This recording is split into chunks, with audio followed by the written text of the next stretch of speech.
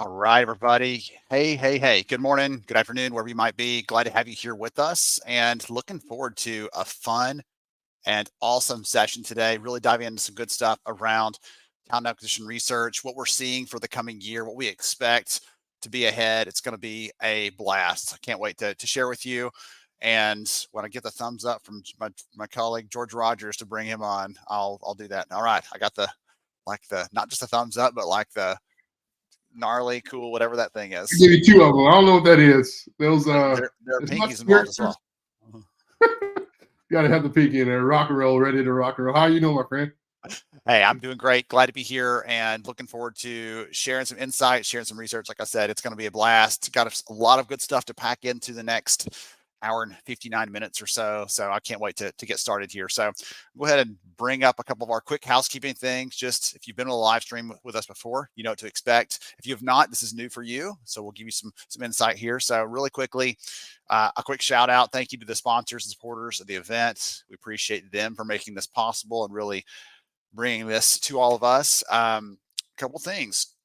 Giving stuff away. We always give stuff away here at the events. It's one of the things we love to do, just to give back to the community, to maybe to bribe you a little bit, to be engaged and connected with us. So stacks of books hanging out. I've got this awesome Ember mug we're actually doing this time. I don't think I even told you, George. So no, you can't win it.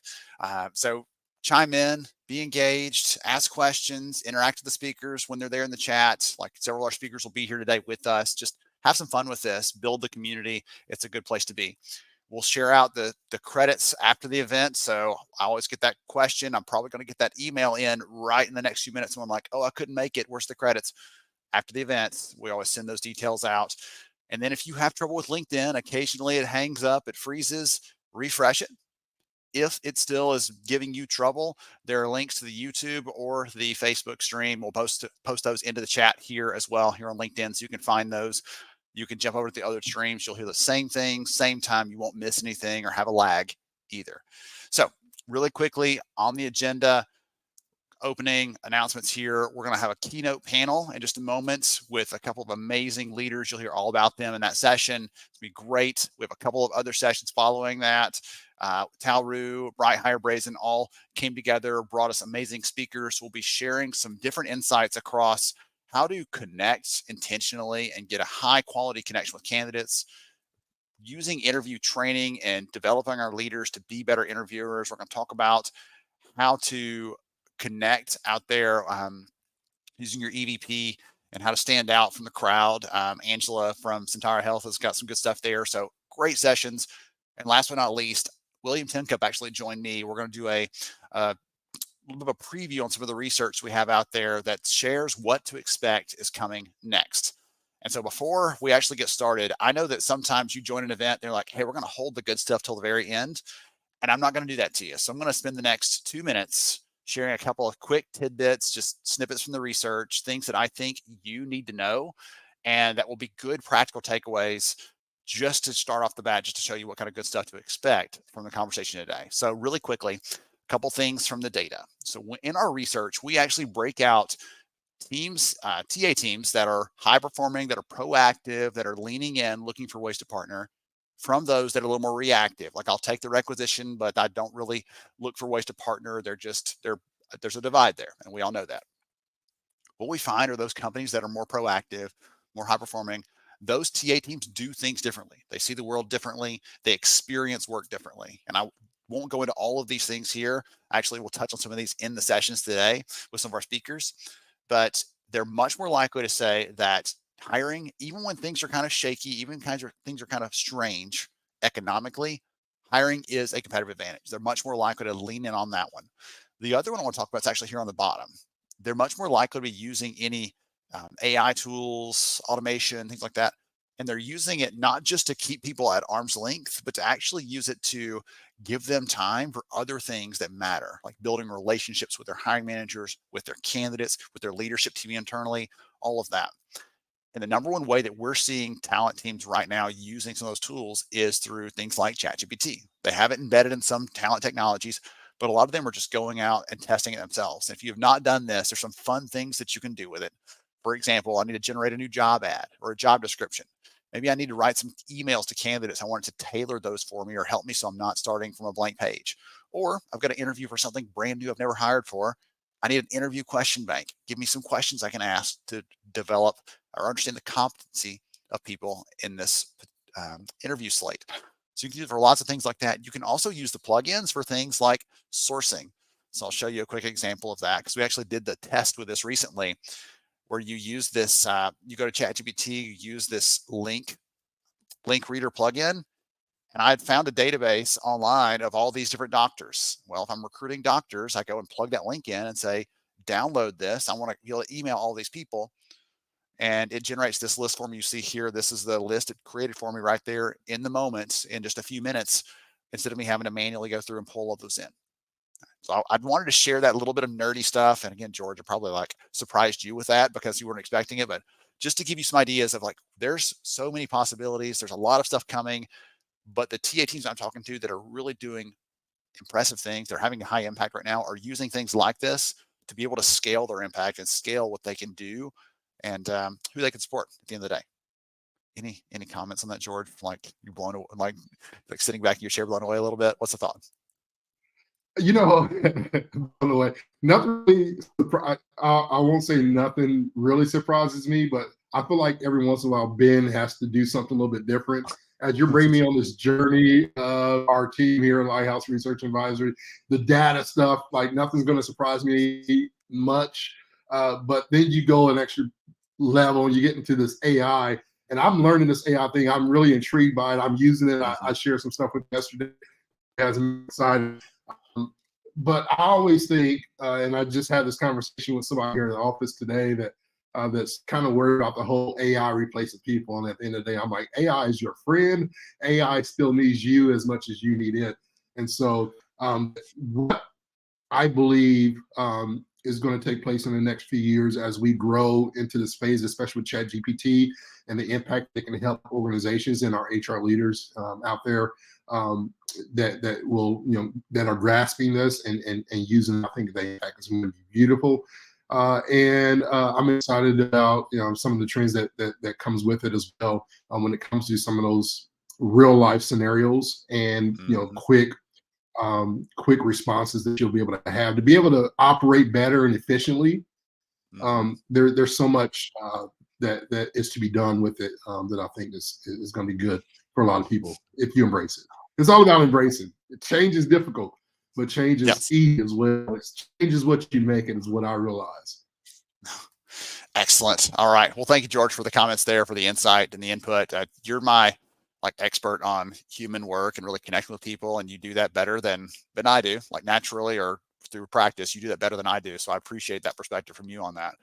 All right, everybody. Well, we're going to go ahead and dive into our first session here. We're going to hear from some amazing leaders from Coca-Cola, RBC, from Strava, how they're thinking about the coming year, what their priorities are, what's really right there in their windshield, and how they're prioritizing those kind of things. So let's get out of the way and dive in.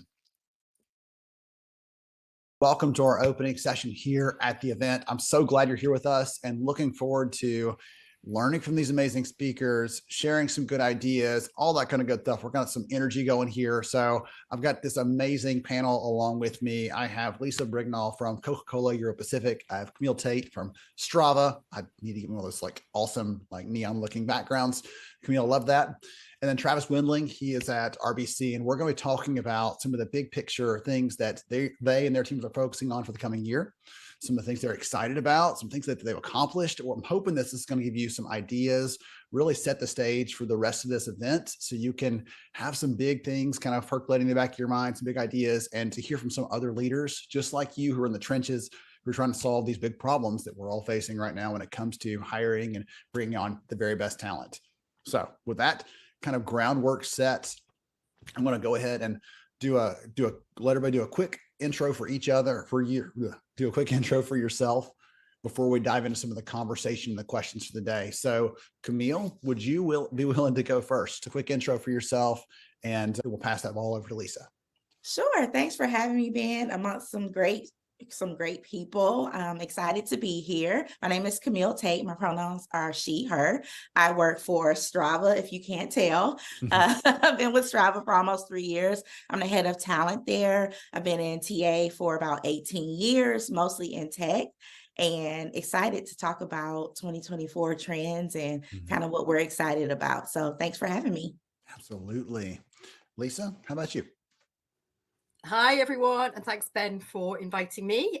As you can probably tell from my accent, I'm actually based in GB. So I head up the talent acquisition function for Coca-Cola Europe Pacific Partners, a leading FMCG organization, and I head that up for GB. So really excited to be here to talk about some of the trends and some of the things we're excited about going forward. Awesome. Wonderful. Thank you, Lisa. Travis, you, my friend. Awesome. Hi, I'm Travis Willing. I'm currently at RBC as the global head of TA strategy, analytics, and a bunch of other things as well. Basically, anything that's not TA delivery is kind of my wheelhouse. Spent my career in kind of financial services and tech and manufacturing across the board. Started on kind of the TA operational side, leading sourcing, and then moved into people analytics for about eight or 9 years. And then I'm back in TA again. So looking forward to kind of bringing the data function front and center, because TA is probably the easiest place to do that. All right. Awesome. I'm excited. You know me, I'm a sucker for some good data. So any chance I have to get to tap into that kind of thing, I always appreciate that chance. And that may or may not be the only reason I ask you here, Travis. I won't tell you for sure. So, all right. So let's, just to get this ball rolling and get things running through here, let's start kind of casting a big vision for the audience here, what we're thinking about. So I'd love, Travis, I'd let you start with this if you don't mind. But things that you're looking forward to in 2024 from a TA perspective specifically, what sort of things are top of mind, things that you're excited about, anything that's in your windshield that you're looking forward to? Sure. So for us, it's really been interesting. So RBC started our journey with Workday about 18 months ago. We did the HCM system as well as the TA module at the same time. Wouldn't recommend. Probably parse those out in the future. But in terms of what that looks like, one of the things that I think I'm really looking forward to is looking at the TA process kind of in a bit of a two-factor layer. So looking at system of experience versus system of record. So Workday is a great system of record, transactional system in terms of what it does, but it's lacking a little bit in some of those system of experience pieces. So that's where we're looking to look at our tech stack and kind of put that system of experience, both from a hiring manager, candidate, recruiter experience, all kind of on top of that in terms of building that really contemporary TA tech stack. So that's a big piece of work that we're looking at in 2023, 2024. And then the other piece is really from an external markets perspective, getting us back to how do we look at our internal workforce and start to do some more of that workforce planning, internal talent mobility, really understand kind of how skills play into this and how we can start to look at kind of that external data to inform what we can do with our internal data. As we all know, kind of those black swan events are hitting us fast and furious these days. So really looking to take a step back and understand kind of our internal talent and how kind of skills can ladder up into work and where we can go from there. Right. Excellent. Awesome. Wonderful. And nobody, I think, was surprised to hear you say data like 7 times in that little bit of a little segment there. But I think that's important for us. And TA has so much data often on hand, but we're not always sure how to use it, how to make sense of it, how to parse that out into something that actually is usable and actionable from a daily perspective. And so I get excited about that piece of it. Okay, awesome. Lisa, how about you? What are you and your team looking forward to in the coming year, things that you're excited about and planning for? Yeah, I mean, great question. And listening to Travis, not too dissimilar from what you're thinking about, Travis. So I'm a big advocate here of diverse hiring. So I'm putting that out there because I'll probably cover that off quite a bit.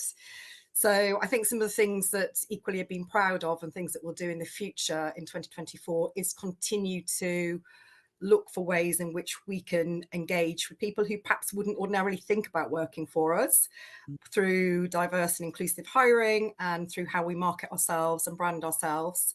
It's important for us for obvious reasons of it being the right thing to do, but also from a business perspective as well. And actually, over the last couple of years, with the markets being as it has been, it really has given us an advantage to support our talent pipeline and to obviously accelerate what, the talent that we have in the future that can really help us perform as a business as well. So that's a biggie for me, and that covers everything. So at the moment, big factors for us are, how do we get more women in manufacturing in the organization? Because it's not just a Coca-Cola or Pacific Partners issue, it's an industry issue. How do we partner across the industry to actually really support, promote careers in manufacturing? So that's a biggie for me at the moment. Other for me is making those data-led decisions, because I think for me and my team, we've really been looking at how we can create certainty wherever possible out of a very uncertain market. And a lot of the ways that we do that is being far more data-led and insights-led and driven. And also by controlling the narrative of the story of TA with our leaders. So actually not assuming that people understand what the talent acquisition and labour marketplace is like, but actually creating that understanding by storytelling around it and making it everybody's business. Yeah, excellent. Excellent. I like that a lot. Wonderful. I'll have to come back to you on the women in manufacturing piece in a minute, because I know that y'all are doing some creative things you and I have talked about in the past in the hiring side that's most companies probably never thought of. And I think I would imagine that probably helps there, but I'd love to get your take on that. So in just a bit. Definitely.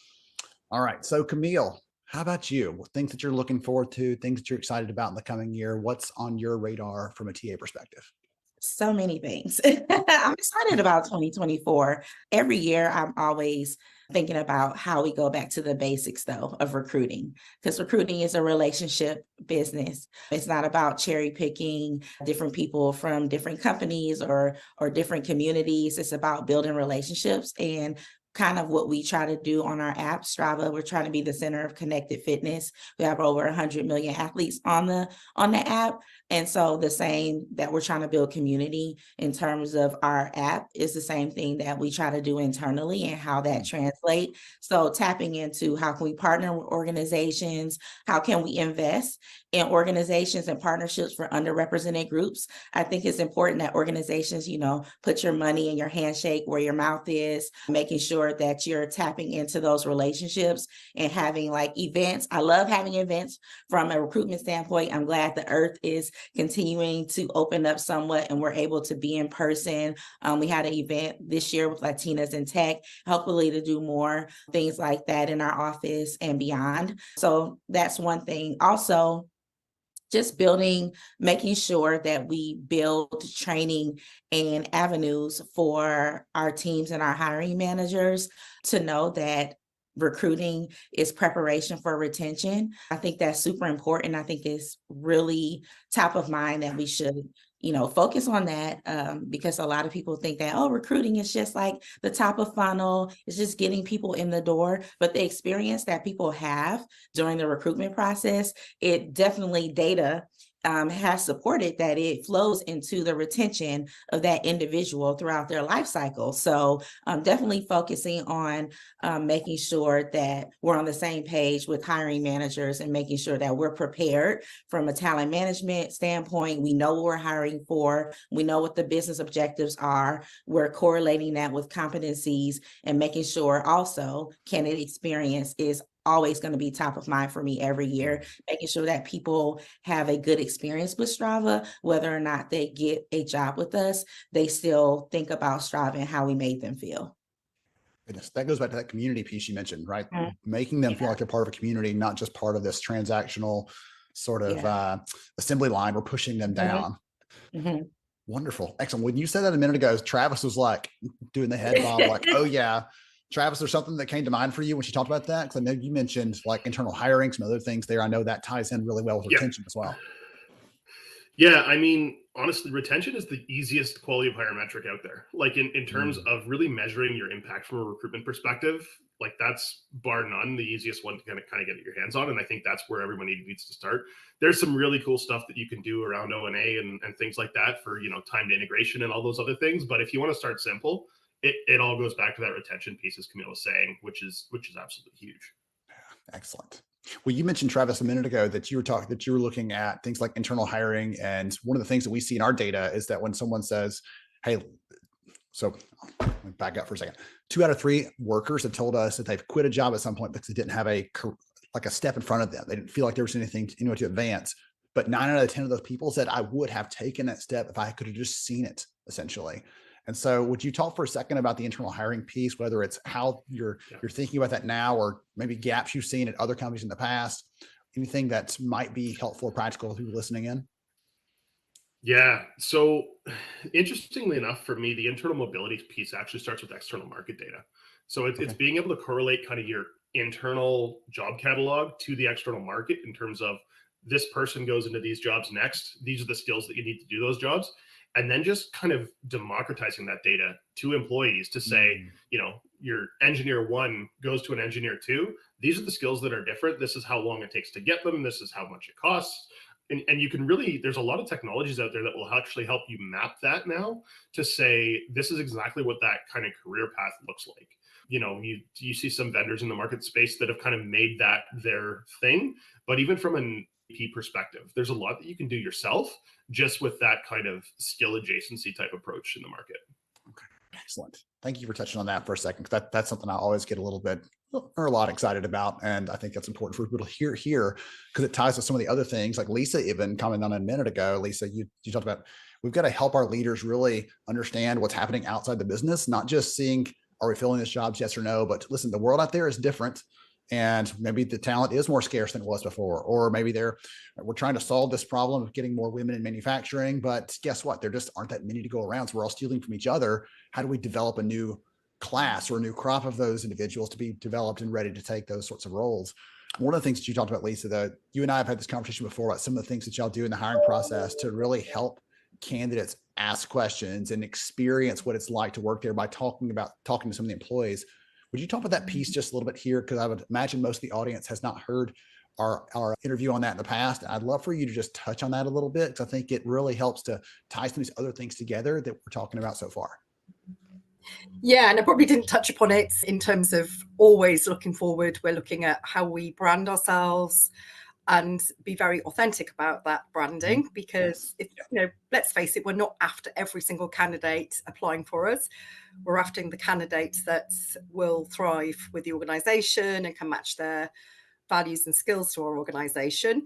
So one of the things that we do really well, I think, is tell very authentic stories via our employees for our branding. So I think that's very much emotionally connecting with the audience. But also we do have an option for any candidate to speak to one of our employees at any time, usually through chat, ask any questions they like. It could be questions, for example, about, you know, how many calls they might do in a field sales call. And it could be questions around the values of the organization, you know, the policies on well-being, on all of the things that matter to different candidates and are very, very important for them to know when they're going to a new employer. And we call that our Insiders program. And we've got 20 really passionate advocates of our brand who work with us on that as employees across all different functions. So, you know, we do represent every single part of our organization and provide just some very authentic, personalized storytelling about what it feels like to work for the organization. And we like them to be very honest about that as well, because we know we're not perfect all of the time. Yeah.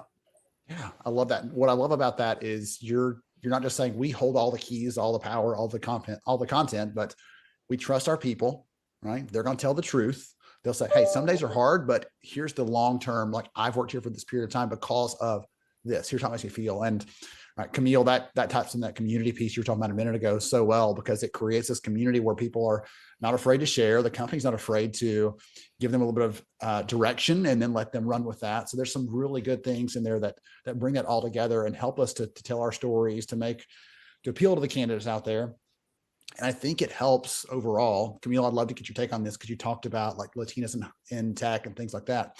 But to have someone that looks like me, sounds like me, that's already working there or who's had experience with the company, that seems like it would be more comforting or encouraging to them to say there's less risk for me to be the standout person here, and more likely to feel like there's a real community around me. Camille, what's your take on that? You think that's fair, true? Yeah. Oh, yeah. I get comments all the time and my team does as well. And even some of my peers and colleagues, we get messages all the time like, oh, I saw my panel for my interview today. It brings a sense of comfort, right? Because let's be honest, and there are a lot of companies, organizations that are not particularly safe spaces for people from underrepresented groups. And me having that experience in my previous work history, I understand that, right? And people are already, and this is what I tell hiring managers all the time, people are already so nervous in interviews. Like it's really like feeling like someone has your future, in their hands, Yes. right? And so they're already so nervous. How cool would it be, or how comforting would it be to already kind of break down those barriers ahead of time?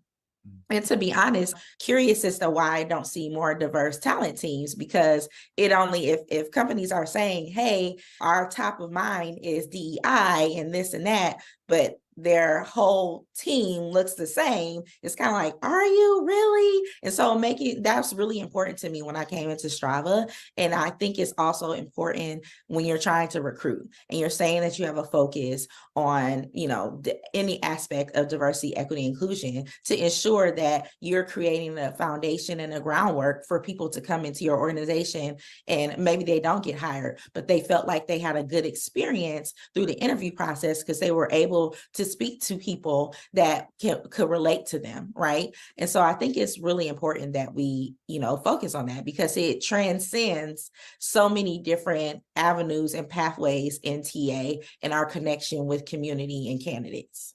Excellent. All right.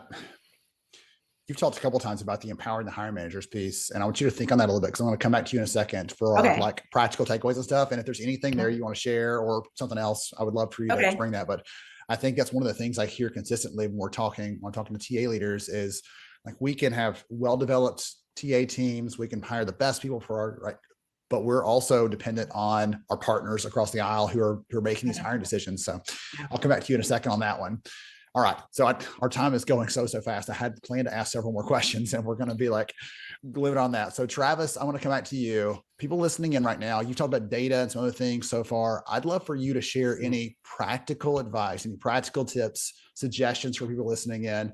Maybe someone already has that bent like you and I do towards the data. They think, how can I use this to serve the organization better, to serve our candidates better, right, serve our recruiting teams better? So they may already lean in that way, but anything else you'd like to share on the data side or something else that might be practical? Yeah, so a couple of things. And I think Camille hit the nail on the head in terms of that community piece and people like me. So that's actually one of the things that we're looking at in our diversity strategy right now as well, is making sure that we're aligning not necessarily to, the business line or the job type or anything like that, but actually the community group that you're trying to entice people to come from.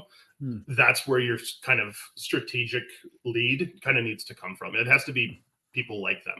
So that's super important to us kind of going forward. From a data perspective, I think I'll offer two pieces of advice, one from a more of a futurist perspective, and then one from a really kind of get your hands dirty. So the get your hands dirty is really look at your cycle times, and don't look at just time to fill, but look at, time to find, time to attract, time to source. Break it down across your entire value chain, because that's what's really going to get you started in terms of where you have a problem.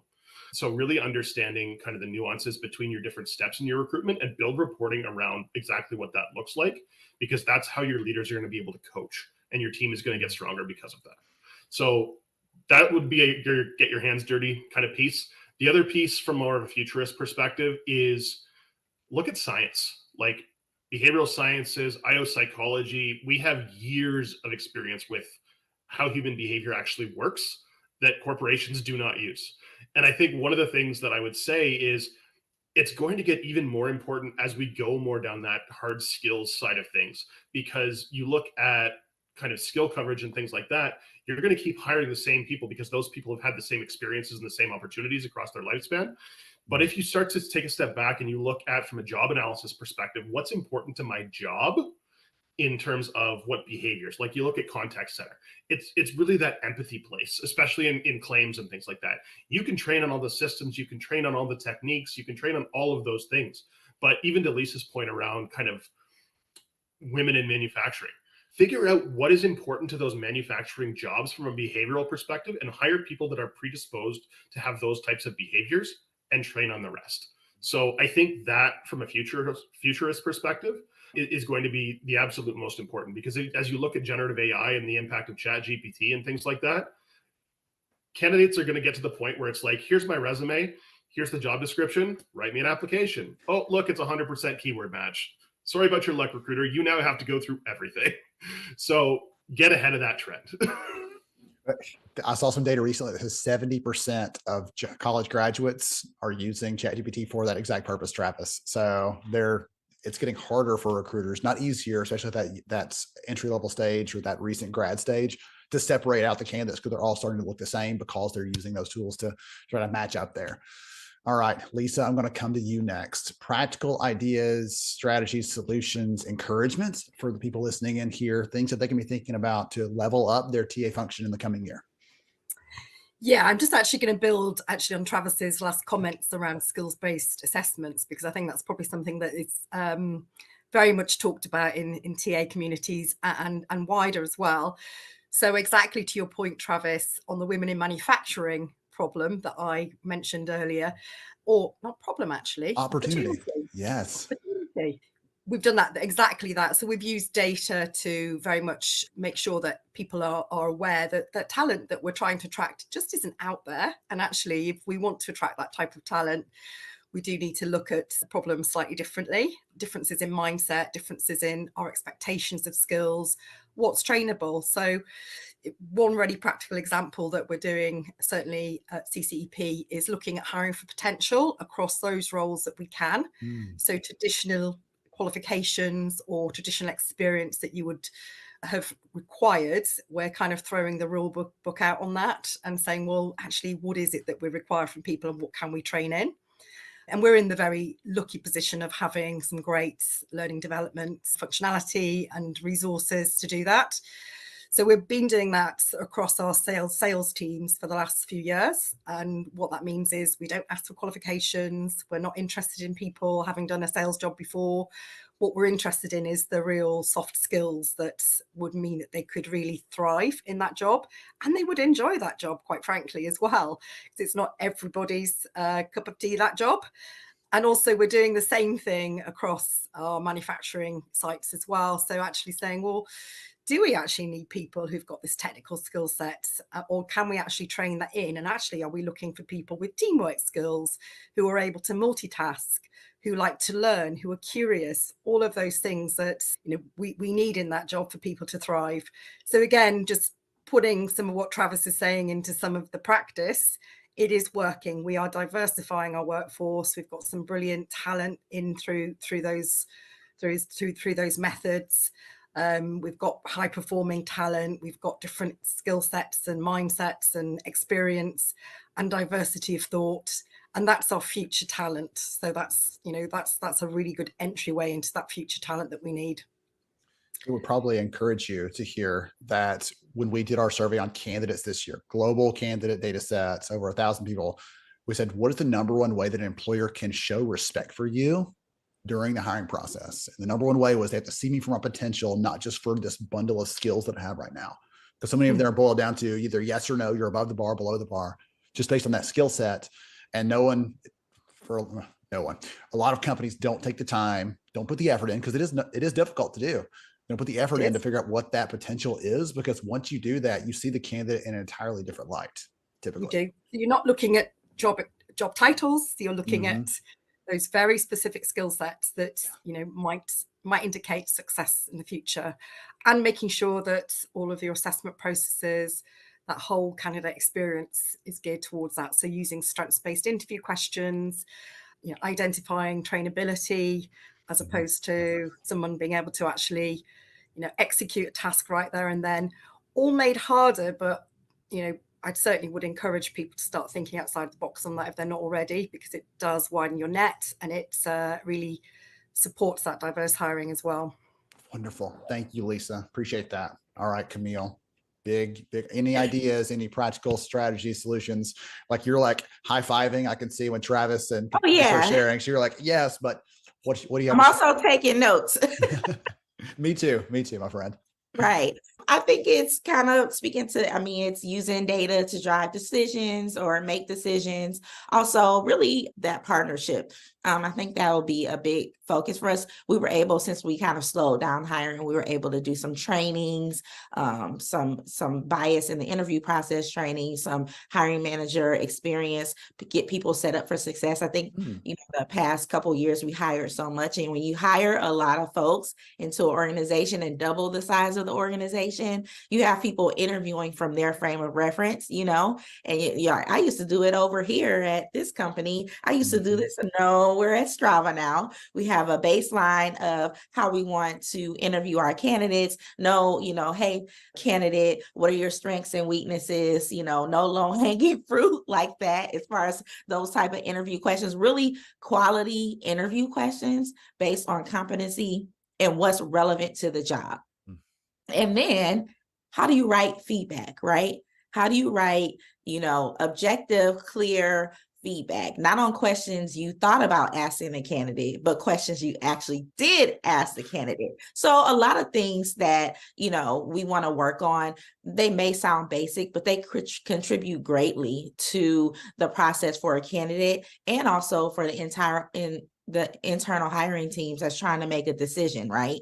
Do you have the right information? Did you prepare your questions ahead of time? Did you have a prep session with all of your interview panel to discuss what are the outcomes that we all agree that, you know, what we're looking for this role and how they're going to interact with cross-functional teams. So all of those things are really important. I think sometimes if you get busy with other things, you kind of take your eyes off the prize in terms of consistency and things like this. So I think practicing consistency is something to really be focused on in terms of having a smooth engine running for a TA in 2024. Because, you know, TA, we work with audibles, right? Things are going to change next year. We have our sights set on all these things for 2024. We have no idea what it's going to bring.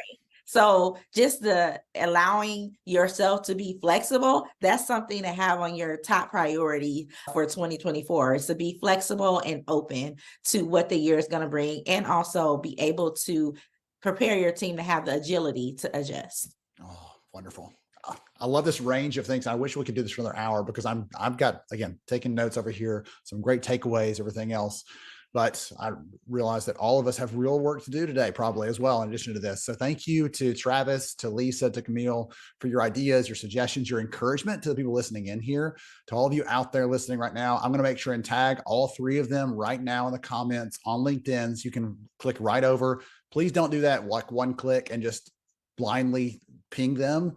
Say, hey, I heard you on the live stream. I really enjoyed your thoughts. Here's the thing, the takeaway I got from you, even they'd appreciate that. They love knowing what landed, what didn't. So ping them, reach right over here for LinkedIn through the chat here, and you can connect right with them. I know they'll appreciate that. And thank you to all of you for hanging out with us, getting the session started here for the live stream today. We're going to have some great content coming ahead. Stay tuned for more. All right, goodness. I had such a great time hearing from each one of those amazing speakers. And I told all of them after we were done, like I could have taken any one of them for a full half hour alone and just had a great deep dive into the things they care about. So we got a good kind of spectrum there. George, I'd love to hear from you. What was your big takeaway or takeaways? What stood out to you in that conversation? Yeah, I think something that really sticks out to me, Ben, and it's just been something I've been so passionate about very recently, and even more so, the piece about the storytelling, the importance of that storytelling, and sharing the experience versus hoping that it becomes catchable. I think a lot of organizations miss out on that opportunity. That the best marketing when it comes to recruitment is really internal. Like if your employees are happy about where they are and who they are working with, that kind of spreads the message, and being able to share that message with other people, sharing those testimonials while Ben is happy. Why is Allison happy? Like what makes Allison want to work for the company, or Amy want to work for the company that she's working with, right? Tell her that story. That's a part of that recruitment, and that recruitment is important. I think, the preparation for recruitment is in that retention piece as well. And of course, the word that sticks out to me a lot as well, we talk about community within our, service school, our network here. with a lot of our alumni is community is so important as well, and what that really breeds, and having that preparation. I think ultimately, Ben, and I'll wrap it up with this, those are the two things that really kind of stuck up to me. And I think the other thing is when you're recruiting and you're in that hiring phase, the importance of understanding not necessarily what you see in that person, because that's important as well, but having that potential new hire telling you what's important to them, the potential that they have, what are their gifts, what are their strengths, what are their talents, because it may not be necessarily for the position that you're hiring for. It may be something for a position in the future, or maybe there's another thing that may fit them as well. So understanding their full potential and strengths that they have as an individual, and what that means for the organization, one, to tie it in so they feel like they're connected and involved, using their strengths and their potential. And then number two, I think it's important for organizations. I am always excited about potential because I am passionate about leadership development. And so for organizations that have leadership development included in that, you see that potential, it's our responsibility to say, I'm gonna bring that potential out of you. Otherwise, I always say potential is like a Christmas tree gift. You know what it is. It's that guitar that you've been waiting for. You can see it. You can't really disguise it. But a gift unwrapped and used is just a gift underneath the tree. I want to be able to use that potential, and it's part of the organization's responsibility to say, all right, we see that potential that you have, we can develop that, and that brings, when you talk about retention, when you're able to develop people into the role and into the position that you have for them, it's so impactful, and people want to be there. And again, that just starts the cycle all over again of recruitment. I was here, I was there. I'll tell that story for you. That'd be part of the storytelling as well, Ben. I love that. I like the Christmas tree metaphor too. Like seeing Yes, the potential potential being just that present under the tree. You know what yeah, it is. I can see it in there. Like I got to help, but I've got to at some point take it out and actually make use of it in order for it yeah. to have its full value and worth. I like that. I may have to steal that one. Okay, wonderful, awesome, goodness. All right, so everybody, we've had some good conversation already. Thank you again, Camille, Lisa, Travis, each of you, incredible leaders in your own right, and together that was almost too much awesome to bear. We're going to dive into our next conversation, talking with Thad Price from Talroo. We're going to talk about creating a deeper connection with candidates, which is fun because these conversations are completely separate. They have no idea what the other leaders and panelists are talking about. So you'll start to see some themes weaving through this. And this is one thing that I know you love doing, George, is looking for those little pieces that connect across these conversations. And I think in spite of me starting out with like, hey, there's some cool stuff with automation, AI, everything else, we're going to see this coming back to the human connection as a key part of what really matters in the coming year, especially for recruiting and doing that well. So without any further ado, let's dive into the conversation with Thad Price. I am so excited to be here with you. This I battle have an card amazing, idea, I think, a is longtime really friend of mine, interesting because Thad a lot of Price, people here probably with me. heard that We're for the very first about time here. some of the things How do you that practically Talroo use and that the as a team TA they are seeing? leader? All right, I have some AV issues here on my end. I'm going to fix that one, and we'll come back to Thad in just a minute. I'm going to get our second speaker and session up instead. Apologies there. Oh goodness, gotta love the live stream audibles. I think Camille just said we have audibles in TA, and live streaming is a good prep for that. So I'm going to go ahead and play our conversation with Nicole Hirsch from Lattice. She's going to talk about, again, some themes we heard in that first conversation, developing our hiring managers, developing those relationships with them, making sure they are effective and as capable as they can be, because when they're doing great work, it makes our jobs easier. And it helps them to have better outcomes, create better relationships with candidates as well. So you'll hear some great stuff from Nicole here. I enjoyed the conversation so much. I ended up actually running over a little bit, had to trim it back down just because there was so much good stuff. We'll be actually replaying a podcast at some point on the We're Only Human feed with the full interview because we had to trim it down. So much to capture there. So here's Nicole Hirsch from Lattice. We'll let her dive in here and talk about developing our hiring managers and interview training and all that good stuff. Here we go. And I know you've gotten some good notes, some good ideas, strategies already for today's conversations, and we're about to give you some more. We're going to really talk about how to enable partnerships with our hiring leaders, how to make sure that we're developing them so they're able to really have good conversations during the interviews and draw out the best sort of takeaways, all that kind of good stuff. And I cannot wait to hear some good notes, takeaways. I'll be taking my own notes over here in this conversation with Nicole Hirsch from Lattice. So Nicole, before we get to some of that fun stuff, would you take a minute and tell the audience a little bit more about who you are and what you do, please? Yeah, absolutely. And thanks again for having me.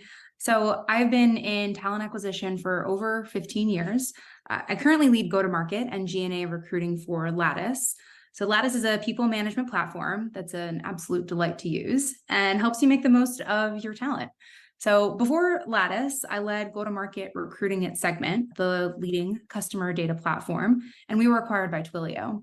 And prior to that, I led recruiting for a publicly traded education technology company. And I actually got my start in staffing during the financial crisis in 2008, which taught me a lot of lessons that I carry with me today, especially about interviewing. Okay. Well, I'm excited to hear some of that fun stuff in the conversation. And I was telling you a minute ago before we start recording that I actually been following the Lattice team for a while. So I respect the work they're doing there around performance and development and all those kind of good things. But we were actually introduced by our friends over at Bright Hire. So I'm excited to dive into some of those things, really talk about the interview piece. And just to give us a little bit of a shot across the bow to get you introduced to the audience a little more, what is something that you or your team has accomplished in the last year or two that you're really proud of when it comes to TA overall? Yeah, absolutely. My team and I, and this includes my broader people team, not just the talent acquisition team, we've put a lot of time and research into our approach to diversity, equity, inclusion, and belonging, and how we approach this in the talent acquisition process. So we spent time upfront researching what other companies are doing. Companies similar to us, companies significantly larger than us, companies a little smaller or earlier stage than we are. And just like us, all companies have constraints, even the biggest ones. Resource restraints, regulatory restraints, especially around this topic. So the approach that we decided to take after doing this research is using predictive analytics to monitor and evaluate the diversity of our pipeline composition. So what's really encouraging is that through this research, we've demonstrated we've minimal to no bias in our pipeline pass-through rates. And that's allowed us to focus our talent acquisition efforts on the top of our funnel. We've also implemented, as a part of this entire body of work, an interview for our leadership roles earlier this year. And that is focused on diversity, equity, inclusion, and belonging, as well as leadership and values. So this is all ongoing work for us. This is not work that it's like, okay, we're done, we did it. But it's built so much confidence in our hiring process, and it's added data to demonstrate our focus and our intention in this area. You know what's interesting is later on at the event here, I'm actually going to be sharing some of the research we have. And one of the things, you have no idea, by the way, you've never even seen this, you don't know what I'm about to say. But for the audience's benefit, one of the things that we're going to share in there is that high-performing TA teams, ones that are proactive, not just reactive, trying to keep up with things, but proactive, leaning forward, looking at how they can partner, they're twice as likely to be using analytics when it comes to measuring when diverse candidates fall out of the pipeline and what sort of things they can do to keep them connected there. So y'all are right on target with that piece and really leaning in. That's so thrilling. Awesome. Fun. Yeah. Okay. I want to ask you something there. You talked about interviews for leadership roles specifically. Y'all have something woven in. Talk about what it looked like before maybe, and then how this fits into that leadership selection, vetting sort of pipeline that you have. Yeah, absolutely. And this is going to be a common theme that I think we're going to talk about today, Ben. Okay. And that is that the interview process is not just for the company or the hiring team or the hiring manager. The interview process is very much for the candidate as well. So taking a step back, Lattice previously did a values interview, and we still do a values interview, and it's based on our 4 core values that we're very proud of, and they're very distinct to us. So we have this values interview that's a part of every single interview process that we do. We made a decision that we wanted to be more active, especially in our leadership roles. And there's a chance we might expand this into into our other roles. But we started off and saying, let's pilot this. Let's figure this out. Let's see how this works with our leadership roles specifically. So we took our existing values interview, and we also looked at what we wanted to come across to leadership roles, directors, vice presidents, senior vice president, even C-level roles from a diversity perspective. And we wrote a series of questions that took all of this into account. And these questions were written by a combination of folks in leadership, but led by our director of diversity, equity, and inclusion. So this interview that we have created, it's not only for us to have a conversation with candidates in the interview process, but it's also for candidates to get to know us and get to know how we view diversity, equity, inclusion, and belonging as a company. So it's really designed to be a two-way street and to create that conversation from the very, very beginning points. So we're setting the expectations for what employment is going to be like, especially as a leader at our company. Okay, I like that. I'd spend a lot of time talking about setting that high bar for what we expect from leaders, not just saying, well, don't do these things over here because bad stuff will happen. We're spending all our time on the minimum threshold, but never talk about, but if you want to be great here, here's what we want you to aspire to. And we'll give you some high marks for that. Yeah, I like that. Okay. So I want to jump over just a little bit, because one of the things that we see in the data, we've been doing some research on interview screening and how to bring in the right candidates and how we actually discern who's the right person for the job. And one of the things that comes out of that, probably no surprise, it's like one of those, yeah, genius, we knew that. Like when we actually prep and train people to interview well, the hiring outcomes are better. They're less likely to pick the wrong person. They're less likely to be biased. They're more likely to pick the person who's going to perform better on the job. All that kind of stuff pops out there. And no one that heard that just now is surprised by that. And yet we see in the data that a lot of employers still don't actively and intentionally develop and support and enable their hiring leaders to be better at interviewing. And so we're like, yeah, we know that's true, but we're not actually doing anything to make that happen. So I'd love to hear from you. What do you think about that? You're like, spot on, that's a little off. Here's what we find. I'd love to hear just your take on that. And then maybe we could talk about the practical side of how to actually do that well. Yeah, absolutely. So I'm excited to talk about the practical part, but first and foremost, it's 100% spot on. There is this something that's out there is that people with interpersonal skills don't need to plan for or prepare for or practice interviewing. Interviewing is a skill just like anything else. You don't get good at anything unless you're really gifted, and that's great. But that doesn't mean that you can't get better without practice. Full stop. Think about any activity, whether it's a physical activity or a sport, or even think about it as something else that we might do as a hobby. You get better through practice, through repetitions, through having a plan and following that through. That doesn't mean that you always stick to that exact plan. That doesn't mean that there's not some deviations along the way, but it's about practice and repetitions and doing that over and over again. That's how we get better. And that's how we build intuition. Intuition doesn't come when you first start something. So, yeah. I'm thinking this reminds me of the common sort of fallacy around sales. Like someone who's really talkative makes a good salesperson. Like not always. A good listener makes a good salesperson, but a good talker might talk over the person when they're about to give you the signal for what they're going to potentially buy.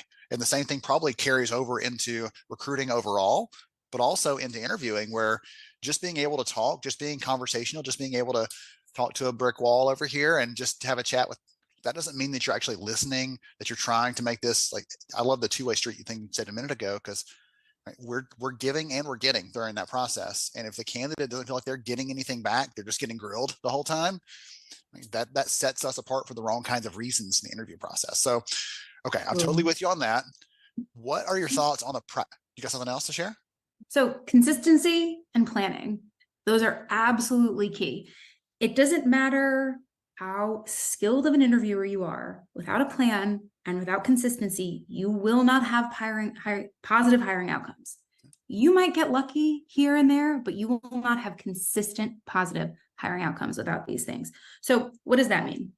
Because basically what I'm saying is one of the worst things that you can do as an interviewer is to wing it. So starting from the very top, you need to have competency-based interviewing. And to have competency-based interviewing, you need to have competencies for the job.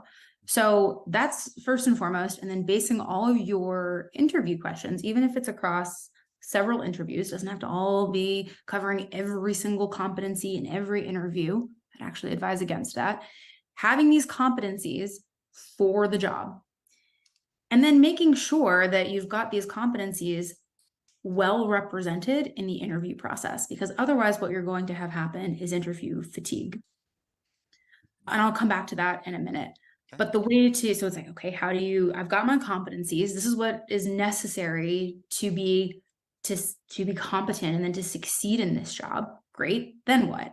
Well, then you need to have interview questions. So how do you have interview questions? Well, ideally you want a mix of both behavioral interview questions and situational interview questions. And that gets to what you were talking about earlier, Ben, as well, about how do you get to what are your top 3 strengths versus what actually makes this person tick.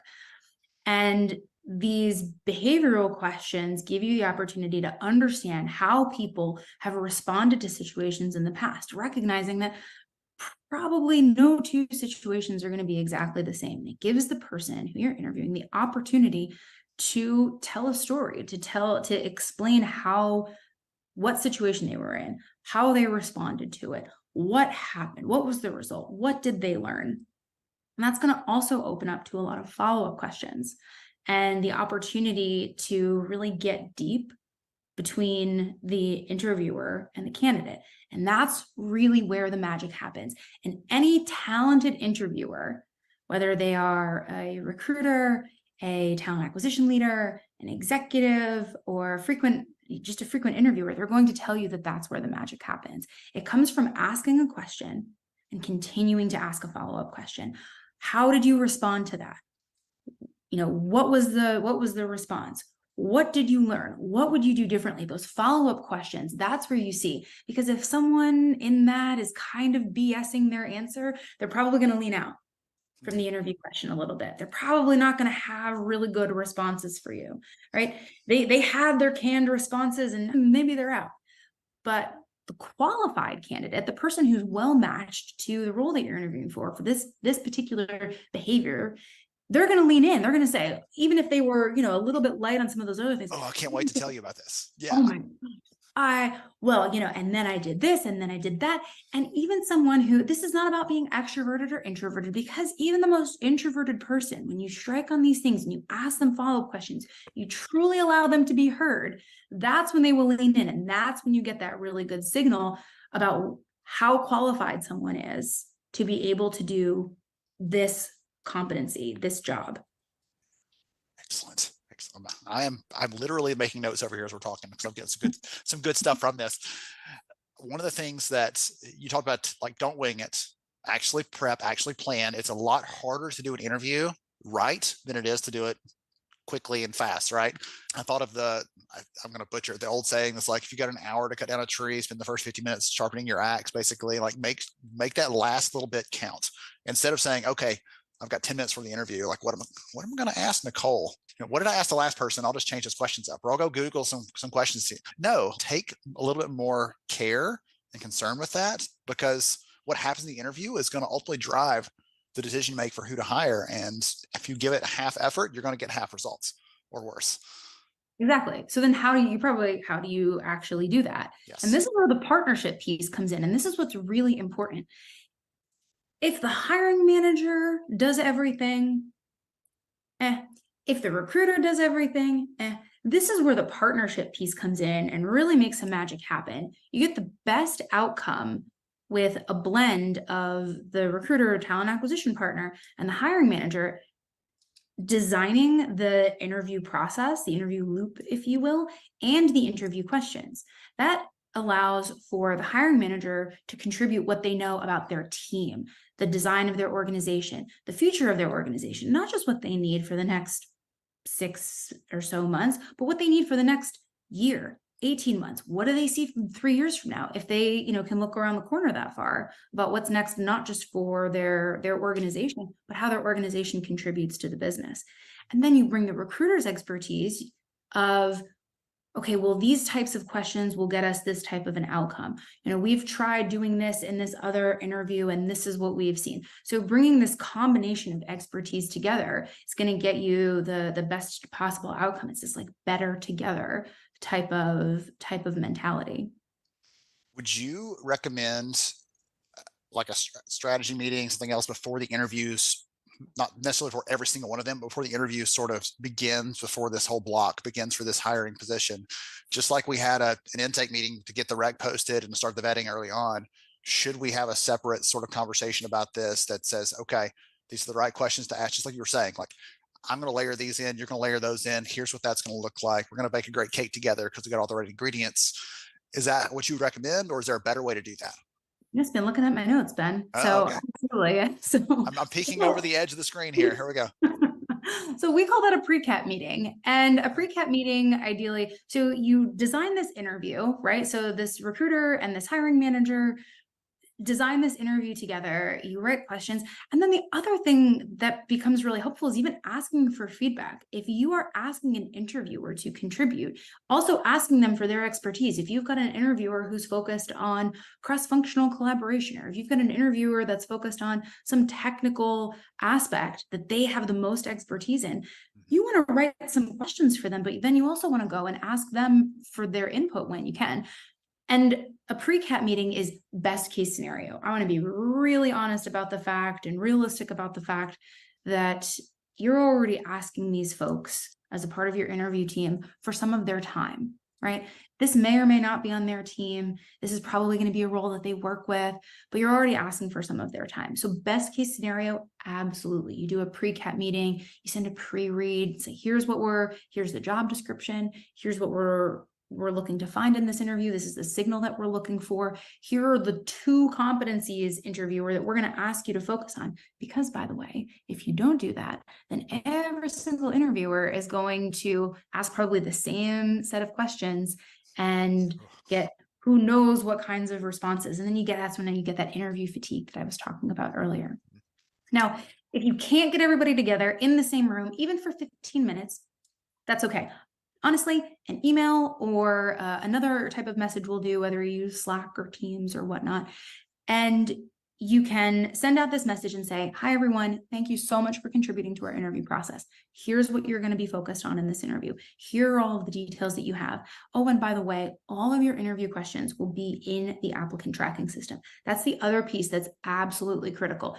Every interview question needs to be in the applicant tracking system, so that way everyone can take notes specifically there and take notes consistently from candidate. Candidate. Exactly. Okay. I want to ask you 47 other questions, but I know we're getting close on our time. Anything we didn't cover that you're like, oh, this is my one last killer tip, or anything you want to double down on, like just do this thing if you could do nothing else before we wrap up? Well, the one thing, if you can, and if you have the resources to do it, I mentioned that we started partnering with BrightHire, and BrightHire it's a tool that records and transcribes interviews. And I got to be honest, there was a lot of hesitation across our business for recording interviews. And now that we've been using it for a little over 6 months now, people love it. It transcribes interviews. It allows you to be present as an interviewer in the moment with your candidate, and to not have to be furiously typing notes. I like to capture everything. And the fact that I know I've got a backup of something capturing notes for me, that's a nice to have. I would say it's an awesome tool. If you can do it, try it out. I promise you will get a lot more buy-in than you expect that you will. But I will tell you what is an absolute must do every time, and that is debriefs. Okay. And debriefs are so underrated, and they are so important.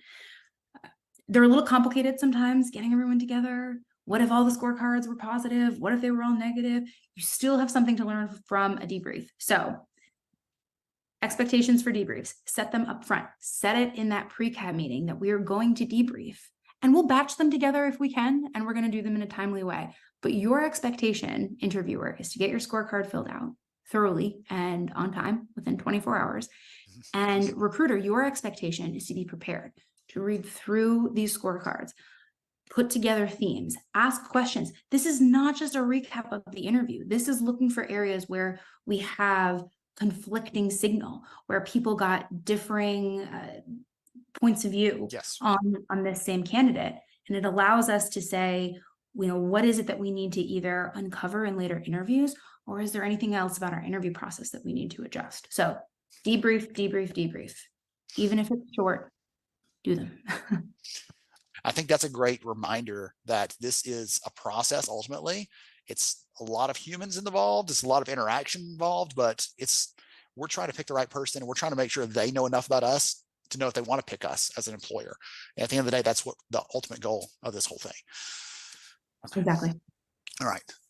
Thank you so much for joining me. This has been a blast. I'm going to make sure and I'll tag you right here in the comments so everybody can connect with you on LinkedIn. Y'all let Nicole know that y'all enjoyed hearing her, learning from her and her insights, what they're doing over at Lattice. Thank you again to the Bright Hire team for putting us together. And Nicole, you're a treasure. Appreciate your time. Likewise, Ben. Thanks again for having me. Absolutely. To everybody else, hang tight for more good stuff coming right up. I love how practical and focused some of these conversations are, like getting back to the nuts and bolts of, we can talk about these big ideas or themes, but ultimately, if we want to be successful, we've got to help our people know how to connect with someone to interview. Don't do something that turns them off immediately, all that kind of stuff. George, that was your first time hearing Nicole. What was your takeaway or your moment where like, that's my thing? The thing that really I connected with was that the values interview. Ben, I think the importance of having those value interviews are important for a few reasons. One, because you made me a data king, or maybe I'm just a data prince. And one of those questions that really stuck with me in our piece report is how important it is for companies' workplace cultures to align with your personal values and beliefs. And the huge difference, especially for those who said it fully aligned, it was 2 times more likely to say, it's very important for me to have my personal values aligning with the company's culture as well as their values. So understanding that value interview and what it can do for a person when you go into an interview saying, I value your personal values, but I also want to share our company's values. What does that look like? Do these align?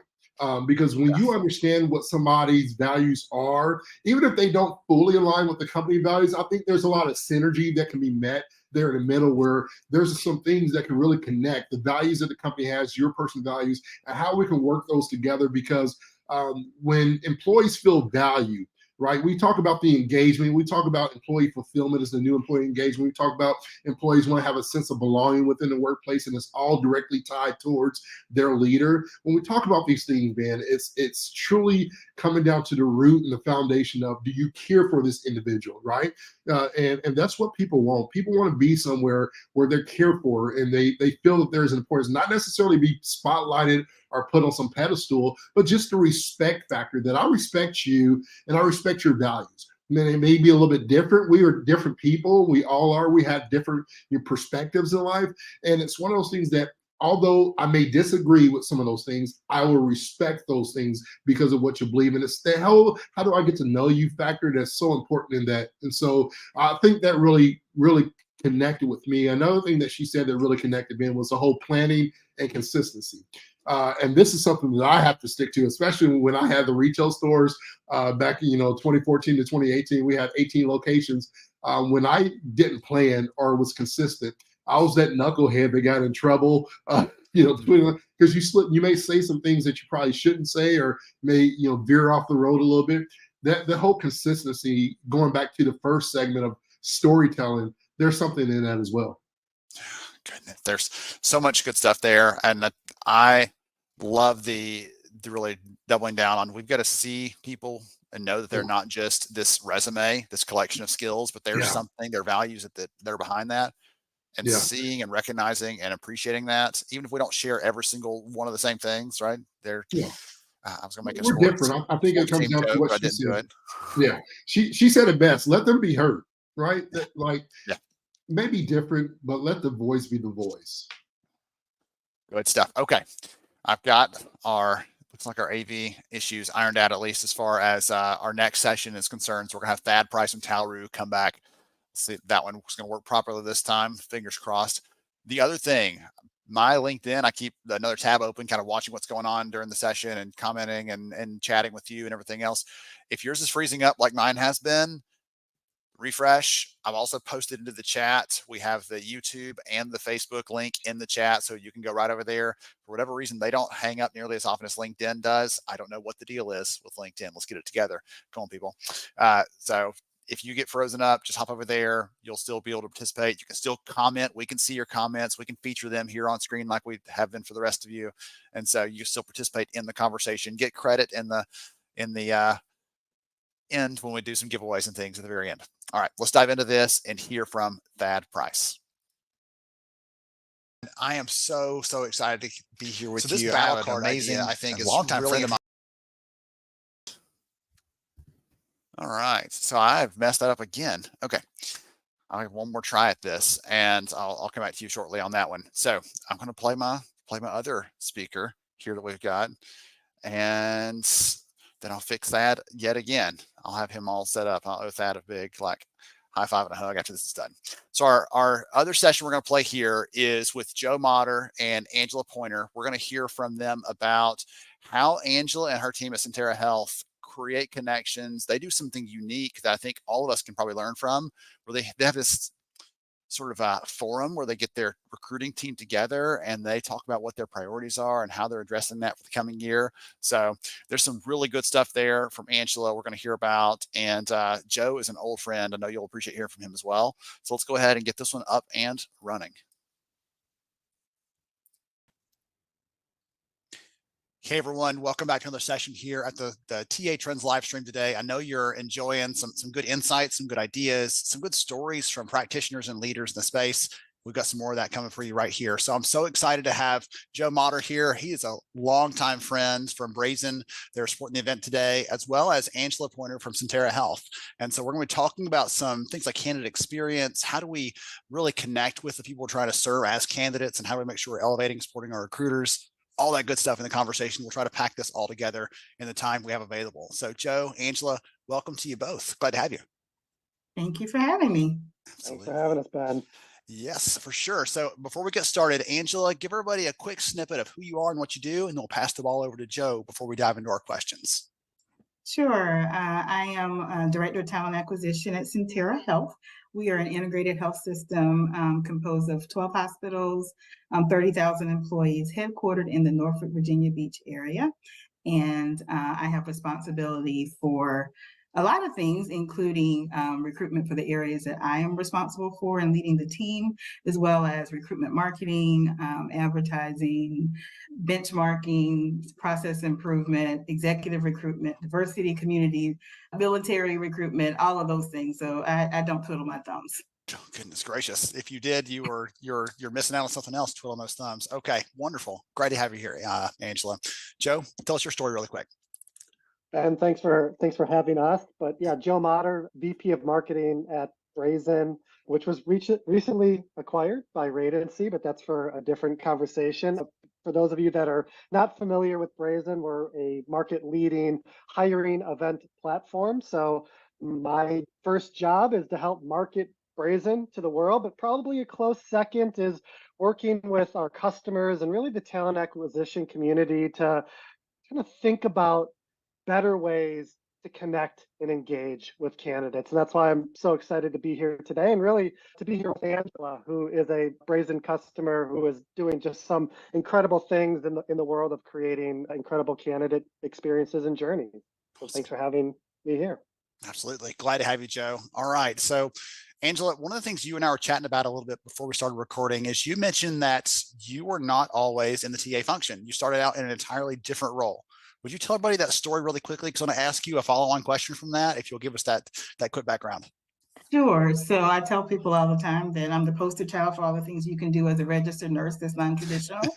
This year makes year 26 as a nurse. So obviously I started when I was 2, but of that 26 years, 18 months was that traditional bedside nurse experience. Loved it, was happy to undo that for that time. But for the past 17 years, I have been in the space of recruiting and now leading recruitment teams. So it certainly wasn't on my bucket list. Going to college and majoring in nursing, never thought I would be leading recruitment, but I have found my niche and loving every single day of it.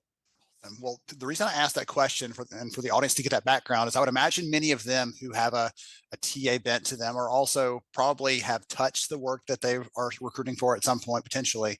And I want to ask you this question: as you have recruiters in your team who are probably all former nurses in some cases, do you think having that experience in the trenches as a practitioner before they step over into the recruiting side makes them more effective, more capable, more able to identify with the people they're trying to recruit? Interesting question, and you kind of hit a hot spot Okay. in the subject of talent acquisition. So probably contrary to maybe popular belief, these days and times, we're a limited commodity in terms of registered nurses who are recruiting today. There used to be kind of a thought process in the world that in order to recruit for nurses, you needed to be a nurse. And there are some organizations, I've been a part of organizations that was a requirement to be a nurse recruiter. One thing that I would say is that while there's certainly a benefit to having some clinical background, I wouldn't say that it's a requirement. On our team of 74 people in talent acquisition, I'm the only registered nurse. We do have one other individual who LPN by background. So it's not as common now as it used to be in terms of having clinicians. So I do think there's definitely a benefit, but it also can be learned, because I also will be here to tell you that just because you're a nurse doesn't mean you're a great recruiter. I can't really tell you about the days and day in and day out of being a labor and delivery nurse. Never been there, done that. So I think also it's important to note that, well, do you have to be a pharmacist to recruit pharmacists, or do you need to have an MBA to recruit for positions that require an MBA? So I think there's a certainly element to having some understanding, and definitely those that are clinical can do that, can have that component to it. But I think the other thing is it's learned. One of the things that I'll kind of get into maybe when you talk about this, particularly in healthcare recruiting, while you may not have a clinical background, it is helpful to get in there and kind of get to know what you're recruiting for. I always tell people you need to touch it, breathe it, smell it. It really adds to your ability to both sell the organization, sell the department, sell the position, when you have that understanding of having been in the trenches, so to speak. And then it also helps to build that rapport with your hiring leaders, because then you build that trust, so that you're not just, I'm not your recruiter order taker, just fill it, give me a rec and I fill it, but I'm your partner in finding top talent. Oh my goodness, we could probably spend half an hour on that alone. Oh yes, we could. Yeah, as you guys know, I kind of can already see I have a bit of the gift of gab. So especially when I'm talking about things that I'm very passionate about. Well, Joe knows my story. I started out as a recruiter for Black Hawk instructor pilots. And so same kind of thing. I've never flown one. I've ridden in one, and that's as close as I've gotten to actually having any competency there. But you start to learn the language. And I think you touched on some things like being willing to be curious, always be learning. Even you, when you stepped over and started recruiting nurses, you're like, I'm going to run across people that have different sets of experiences than I have. So I think that's a good call out, that you don't have to necessarily do that. I didn't know what you would say, honestly. So I think that's a great answer to that piece. Okay. So one of the things I want to ask you about is, as you think forward into the coming year, priorities to your team, things like that, I'd love to hear from you. What role does candidate experience play in that? Do you think that's like top of the list? That's no, we've got other things we're focusing on. That's kind of an accidental byproduct. Where does that fit into your list of priorities for the coming year? Because I think that a lot of people listening in here are curious about that. We hear a lot about it, and yet it's one of those things that captures a lot of pieces of the hiring process, and it's hard to nail down sometimes. What are your thoughts? Yes, so I can say a lot here, but I'll try to be brief. But absolutely, customer, candidate, consumer experience. Me personally, that is kind of it's really the root of what we're doing right now, as well as into the future. We're living in a land this is the land of consumer, period, right? So it's all about our experience in whatever area. Like I could talk about stories of I don't know if I can say the name or not, but a very popular app we use for shopping. So, I'm on there quite a bit. And so that experience, we're living in a world that it's all about how can that experience be quicker, faster, more efficient. And so from that standpoint, that is something that we're really excited about. I will say this, for those listening, I don't have there's no secret sauce. So I don't think anyone has the magic bullet or the answer, but we're all striving towards that. And one of the things that I'm really excited about, something we did about 6 months ago on National Healthcare Recruiter Day, we had our first, I think it's going to be now annual retreat with our 74 member team. And the theme for that was ICE, ICE, and that's creating incredible customer experiences. And what we focused on that day was looking at the customer from 3 perspectives. And one of them is the candidate. Of course, so those are the individuals that will be joining our organization, future Terra team members or future team members that you'll be recruiting. It's also the hiring manager. And then also one piece that we forget about too is each other. I mentioned that we're a very large talent acquisition team, and how we relate and interact with each other is important as well. So of those ICE, one of those components is around that candidate experience. So that is something that we are working on. What things can we do now? Because like I said, I don't think we have the secret sauce. There are opportunities, there's areas that we can do to make the experience seamless. That is one of the things personally with Centera. We are on our own strategic journey, and a part of that is our looking at the consumer from the standpoint of those who receive care, as well as we also have the health plan side as far as paying for care. So from that perspective, we're definitely becoming more consumer focused as an organization. And so it absolutely just makes sense from a standpoint of talent acquisition, from the candidate experience, even from those individuals who apply for positions, whether they get hired, or for those that may not be hired for a position, but everybody knows somebody. And so your experience, and we all know this, if someone has a great experience, they'll tell people. But if someone has a not so great experience, they'll tell people too. And, we have to be mindful from that component. So I would say that absolutely we're in the season of the consumer and candidate experience. Like, how easy is it to even find your jobs? How easy is it to connect? Because I think we are moving away from actually the people and the human component sometimes, because we're in the space of virtual, which is wonderful. And a lot, we can do things. I tell people all the time, I used to say you can't build relationships behind a desk, but I would also say you can't build relationships solely from behind a screen. But it's being able to interact with people at their level, at their level of comfort with wanting to be contacted. We're also in this land of instantaneous feedback, and people want to hear things like, I applied today and I want to know in 2.5 seconds whether you've seen my application or not. So that kind of component too, of what is it that we can do to make that experience as seamless, as connected, and as personal, even, because sometimes it gets very impersonal. You apply for a position, almost every ATS and every system has this that I call almost surgical response sometimes, that we received your application, versus, and that dear first name, if for some reason your thing isn't working, and then you get that thing goes out to dear first name instead of the person's real first name. So like really being able to have that personal connection of feeling like you're being able to connect with someone. So I know that was probably a long-winded answer to your question, but I'll pause there for the sake of time. That's okay. I like that. I'd like that you brought on some specific things, right? The connection, the building relationships, how easy it is to find a job, things like that.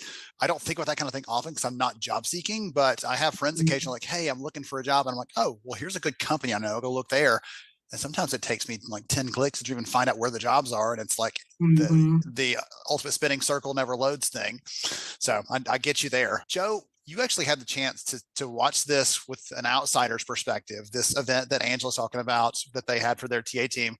What was your take on that? Angela, you can cover your ears for a second so you don't hear this. What was your take on that from the outside perspective? Tell me how horrible it was. I'm sure the team was probably excited to be together, because that thing doesn't often happen for a lot of TA teams. You don't have the chance to actually come together and be excited together.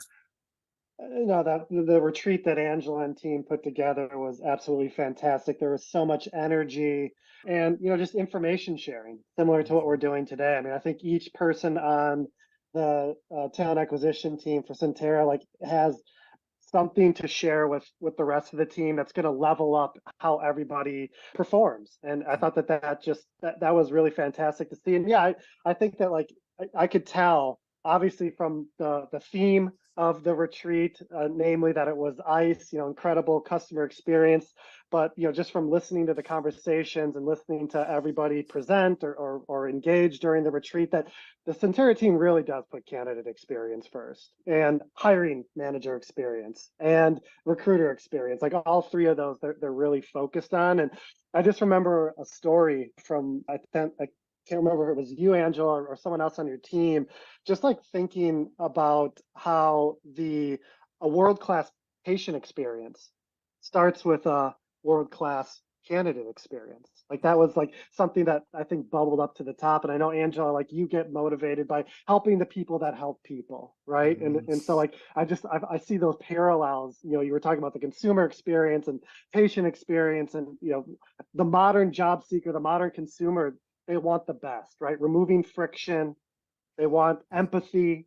And that's something I also heard from your team too. You asked before, Ben, like, does a recruiter have to have been in the role previously that they're recruiting for? And I think Angela's right, like, not necessarily, but what I think every recruiter needs is empathy. Like, put yourself in that job seeker's shoes. Perspective. Like, what is that? What is that experience like? You said, Ben, you've looked at career sites where it takes 10 clicks just to find the jobs or get to the application. And so, these were just some of the themes that I took from the retreat, from Centera's, candidate experience conversations. Excellent. Thank you, Joe. I will say, for full disclosure, I don't think we're the greatest thing since sliced bread, as they say, or I'm from the South, I say bowl of grits. But I do think that, we're working on it. We have a great team. We have some wonderful leaders and that I get the privilege of working with, as well as our recruiters. And we are definitely moving forward with things that we can do to improve the candidate experience. I want to derail things, but Angela, now I want a bowl of grits. So thank you. I appreciate you. Oh, I did. Oh yeah, because it's kind of interesting because some people are like, "Oh, what?" Yeah, but that's what I was raised on. So hey, if you're not from the South, you should give it a try. A little bit of butter, a little bit of sugar, it'll go a long way. There we go. All right. So one of the things I want to ask you about, Angela, is, again, as you've already said, you don't have it all figured out, but you're open about that, and you're like, there are some things you're probably doing well, or things that you like, hey, this has worked out really well for us, and others probably could use this same kind of practice. So I'd love to hear from you. Anything on that front that you might have to share that's a practical takeaway, suggestion, strategy, anything like that you want to lay out. And Joe, I'm going to come to you next, because you get a chance of seeing not just what Angela and Centera are doing, but across this whole range of customers and companies. So I'm going to come to you next and expect some gold from you. But Angela, what you got? Okay, so I would say, particularly from the perspective of the TA leaders, because now I've been leading teams for quite a number of years, and I think it's really important for us as TA leaders to understand. I think I may have said, I say this in my tagline, that as a leader, I'm privileged to be the people that lead the people, to find the people, to take care of the people. And notice I said the word people 3 times, and I think that is for emphasis to understand. It's really all about people, whether it be from a patient perspective, the patients, their families, from a candidate perspective, but also from a recruiter perspective. And I think it's important. We hear this word a lot. People are throwing out servant leadership. I mean, if I hear that one more time, that's the buzzword that folks talk about. But one of the things that I'll say that I subscribe to from that perspective is, it's not about a title, and it's not about, because there are many people that have a title that are true leaders, and then many people that aren't true leaders, but they have a title. And I'm gonna let that sit where it is right now. But my perspective here is that it's really all about the people, because as a leader, you're a leader of people. And like in my case, I'm not recruiting all day, every day, but I am leading people who lead people that are doing that. So I think it's important to understand that it's about the people. And if you're number one, you need to show that you care and that you mean that you're there to support your team. And I think that is so important, especially in this world and this age right now. Recruiting is not for the faint of heart. It is not an easy job. Some people think that because many recruiters now work from home and work remotely, that you're just sitting around with your feet up and drinking bomb, whatever. It is not an easy job. And so just really understanding that you're there for your people and you're there to empower them, because when people are motivated and they feel supported and they feel like they're empowered, it just makes so much of a difference in how we're going to perform. And so I think that's important, just to understand, first of all, it's about the people. And if you give the people, care about the people, give them what they need, they'll be able to produce. One of my favorite sayings, I read the first book I ever read after college, intentionally and willingly, where no one made me do it. One of the sayings from that book that stuck with me all these years is the way that our employees treat customers will never be better than the way we treat our employees. And so I'm seeing that through your lens of a TA leader running a team, saying my team will never support those candidates to the degree they should if I'm not supporting them first. And so that was my big takeaway from what you shared there. Excellent. I'm glad you brought that in specifically, by the way, because I was expecting something like TA strategy or data or something else, but then you bring it back to hey, guess what? All that stuff doesn't even matter if you're not serving your team well. Right. They're not going to get all the other things done that you get done, and it's all going to fall back on your plate anyway. Absolutely. I'll add one thing, I think it's Peter Drucker that said this, that culture eats strategy for breakfast. Mm-hmm. I always add that culture eats strategy for breakfast, lunch, dinner, and snacks. So I think it's really important that creating that culture of being people-centric will then all the other components with data and analytics and all those things will fall into play. Culture can have the strategy. I still want the grits. All right, Joe, what do you have for us? I don't have any more grit analogies here, Okay. but Okay. I'm going to be slightly let down. I will pick up on the people-centric approach that Angela referenced in her response. I think like it's really easy these days to get caught up in the automation and the chat bots and the processes, right? The technologies that help streamline processes, but none of that matters if you don't focus on the people, right? If you don't provide a way for connection and relationship building. And you talked about this misperception that recruiters have it easy, that they've got their feet up at home, drinking their coffee. And, the reality is, I think the reason why a lot of them get into this profession is because of the relationship building, because they want to build these relationships and help their organizations find the right people and help those people grow and develop, to help the organization grow and develop. And so I think it's really important, and this is what we see across our customer base, like finding a way. Yes, you have to scale things, you have to automate things, but don't forget about inserting your people into the conversation. That relationship building is something that's going to help you get that competitive edge, help you create that incredible candidate experience, because that's what job seekers want, right? What job seeker doesn't want to find that connection? That's what's going to help them understand more about the organization. So glad both of you really brought that home for me. This is not about doing this at the expense or in lieu of the human connection. It's to build towards that human connection and to deepen that when that connection does come. Wonderful. All right. So this has been such a wonderful session. Time went so fast as I knew that it would. So I'm going to make sure and tag both of you here in the comments so the audience can reach out, connect with you, Angela, and you, Joe, on LinkedIn. I'll make sure and get your handles in there in the chat here.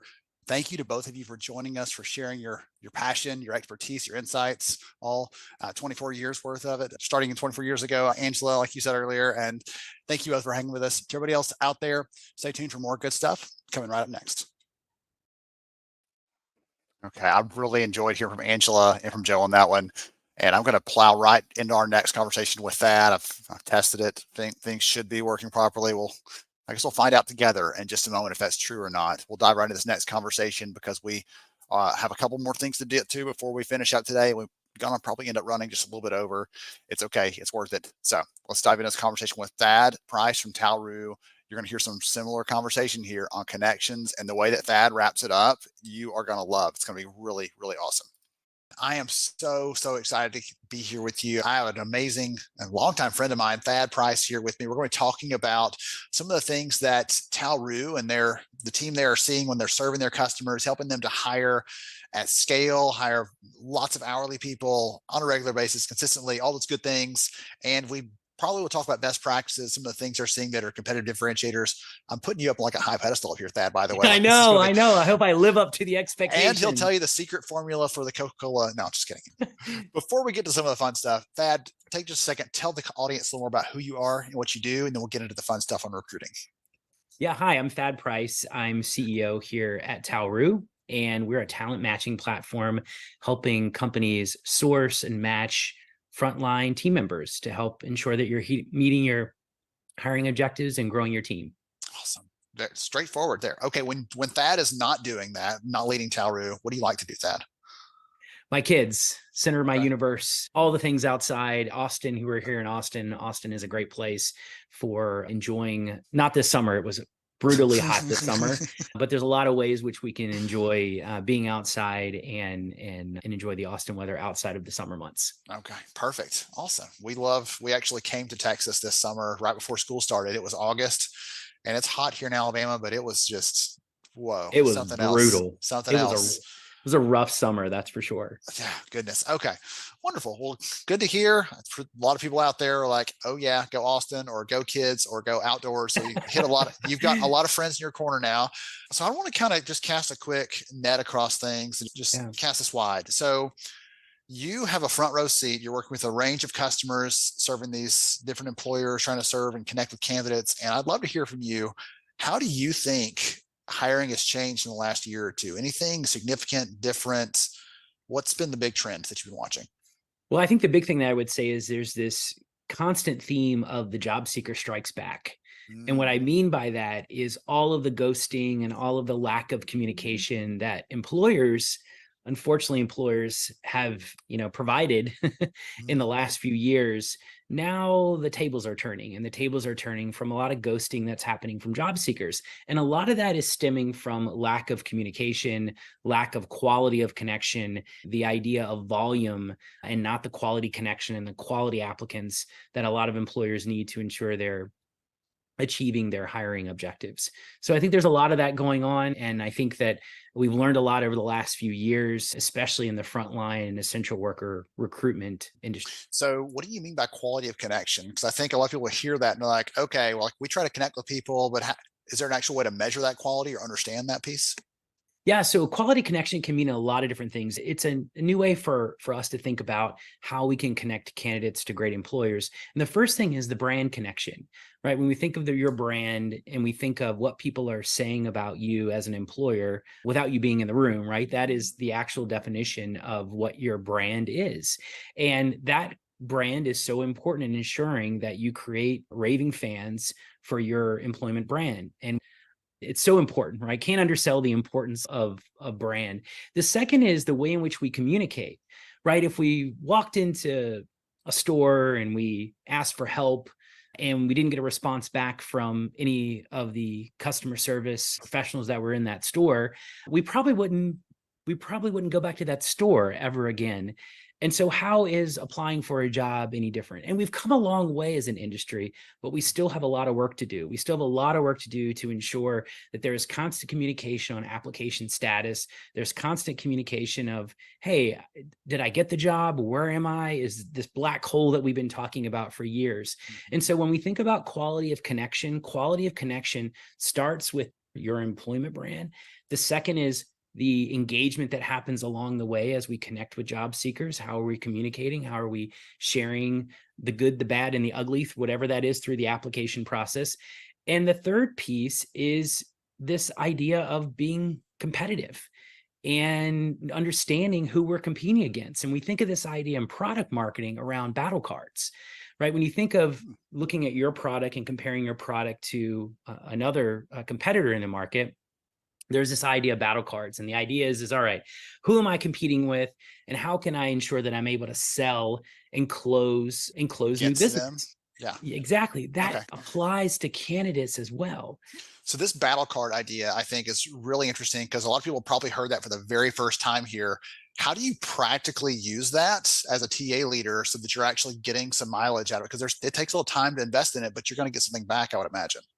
Yeah, absolutely. So the first thing you do is you understand who your competitors are in your location, right? So after you build that list, and a lot of our companies, what we advise is, hey, some of the competitors are competitors you're not thinking of. And a great example of that is some of the marketplaces, DoorDash, Lyft, Uber. You're competing, especially in our market, with high volume hiring and frontline hiring. So then after you've completed that list, then go look at Glassdoor reviews or any other reviews on any other system. And then you can find out what people don't necessarily like about your competitor. And then in your recruiting process, you can then use that to your advantage because you have to immediately think they've already applied for your competitor and they probably already read all of those reviews. So you can connect the dots for them and answer the question that they're thinking is, how is this opportunity different than your competitors and what's on the market today, given my alternatives? And so that's how I like to think about it, as a way to really answer the question before they even answer it to be more successful. I love the practical application of that. And I'm so glad we dove into that on the battle cards. I think that's a really powerful point to make, that we think about, it talks about measuring quality of hire. We've done research that shows like that's the number one metric for TA leaders. Like, this matters more than all others. But if we don't have a quality connection at the beginning, quality applicants, and treating them well through the flow, guess what? You can try to measure all you want to on the back end, but you're not feeding the right things in from the very beginning and ushering that towards the right outcome. So I think that's a really great thing to say, hey, before they can become a quality hire, they have to be a quality applicant. in order to really get that in place. We've got to make sure we have the brand piece. We've got to be able to make sure we're connecting with them throughout the process, all the other kinds of stuff. There's lots of other data points that wrap around some of the things you were sharing there that are super relevant, backed up by the research, like the ghosting piece. 1 out of 2 candidates tell us that they have had a actual conversation with a recruiter or hiring manager and then just dropped off the face of the earth. The employer never contacted them again. It's not just I applied for the job and hear back, because that's the black hole thing is, Right. we can talk about like, okay, you can just hit the button that sends out a yes or no to everybody. But having an actual conversation, that's another threshold to say we at least owe them the courtesy of, hey, thank you for your time, but it's not going to work out. Or even a note to say, hey, we went another direction, anything, but just no contact at all. As you said, some of that we may be bringing on ourselves as employers, creating that problem for ourselves. Like, if I treat you that way long enough, you may start doing that back to me, and we're starting to see that. Yeah, totally agree. And I think it's rational behavior, right? Especially when you're in demand, especially when candidates are in demand. So let's talk about that piece, because there was a period of time 18 months ago or so where hiring was more competitive than I've ever seen it in my entire working lifetime. I mean, it was like billboards everywhere with job prices on them. And I would imagine some of the things like job advertising was through the roof, all those kind of things. What is it like now? It's probably settled back down some, but to me, it seems like it's still higher than what it was like pre-COVID. It's going to remain there is my estimation, but I want to get your take on that. Yeah, the last couple of years has just been blockbuster for hiring. When you think about the economies being shut down, state economies being shut down completely for months, then all of a sudden consumer spending is back, businesses are opening, turn the faucet on. We've got to make sure that we can ensure a certain level of customer service. All these things are very important, especially in where we spend a lot of our time in frontline and essential worker recruitment. So it's definitely not as competitive as it was, but it's still competitive. It's still, the trends are still strong overall from a talent acquisition perspective. And we look at the labor market in general. Things have settled down a bit, which is good for businesses because they can actually, ensure to make the hires that they're able to need to grow their business. And, the thing that I would say though, is there's still, if we think of all the ways in which, the economy will grow, so much of our economy is focused on small businesses. And, one thing that that it's important for us to take a step back and think about is because small businesses create so many of the jobs in the economy today, many of those small businesses are entrepreneurs and they are the chief everything. And if we are in a situation where the labor market is too tight, expansion won't happen if we can't, because that individual that's the chief everything officer, they don't have time in their day because they can't hire people, which means they can't go out and invest and open up a new location. So this is a very important to the overall economy. And I think that, we're still in a very tight labor market, but definitely not as tight as we've seen over the last probably 18 months. Well, I'm glad you touched on like the smaller organizations, because I think there are people that are listening in here that are HR leaders, talent leaders at mid-sized companies, at smaller companies, and they probably don't have their own brand team internally. You're talking about brand a minute ago, right? As that being part of this. What advice would you give them when it comes to helping them stand out or helping them to be more competitive from a hiring standpoint? You talked about some things a minute ago, like the connections and things like that. But I think the brand piece, whether it's just being more consistent or if it's, you probably with the battle cards, maybe it's like know what they're doing so you can know how to stand out. Like, I don't know what the answer is, but I'd love to hear from you on that. I would say chat with your marketing team. If you have someone in your team that's focused on marketing, take them out to lunch, learn more about marketing and how you can be a more effective talent acquisition leader through leveraging marketing principles. I think that's one thing. The second thing is do the same with sales. If you have a sales team, a sales leader, recruiting is a contact sport, recruiting is sales, and talent acquisition is a lot of marketing. So all of these are connected. And I think we're going to continue to see this move in our industry to really thinking about talent as like closing a great deal in sales. It's unfortunately we don't, because if you think about it, talent acquisition is recruiting the leaders, the team members that will actually close the deals and grow revenue. So they're actually more important in organizations than closing deals and closing sales. Like recruiting and talent acquisition is so important and is really critical to the health of the organization, because great people grow great companies, and that's what it's all about. So I would say take them out to lunch, learn more, learn how you can think about what they do and look at it through a different lens, look at your function through a different lens. The other thing that I would say is, be a sponge and look at, your process, take a step back, look at your recruiting process, look at all the stages within your recruiting process, just like you would look at a sales process. And then one tip that I would say that has been great for us, we're a small business here in Austin.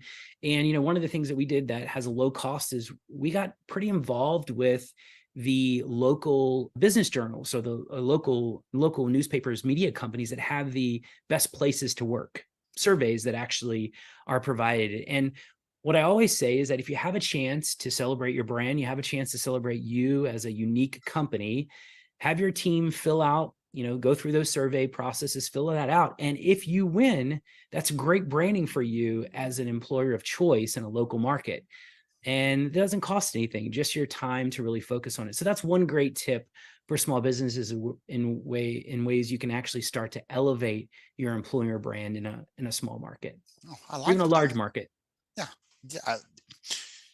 Find your voice, right? And then, as you're saying, like really making that the great place to work piece. The way I always used to talk about that when I was running the HR department for our organization was like, this makes our culture visible. The answers people are giving, like we can think the culture is this or that as a leadership team, but the people are going to tell us what it really is. And then that's going to either appeal to the right people. It's going to push some people away. They don't want to work for a company that says, no, everybody's really accountable here. That's the thing we hold everybody to.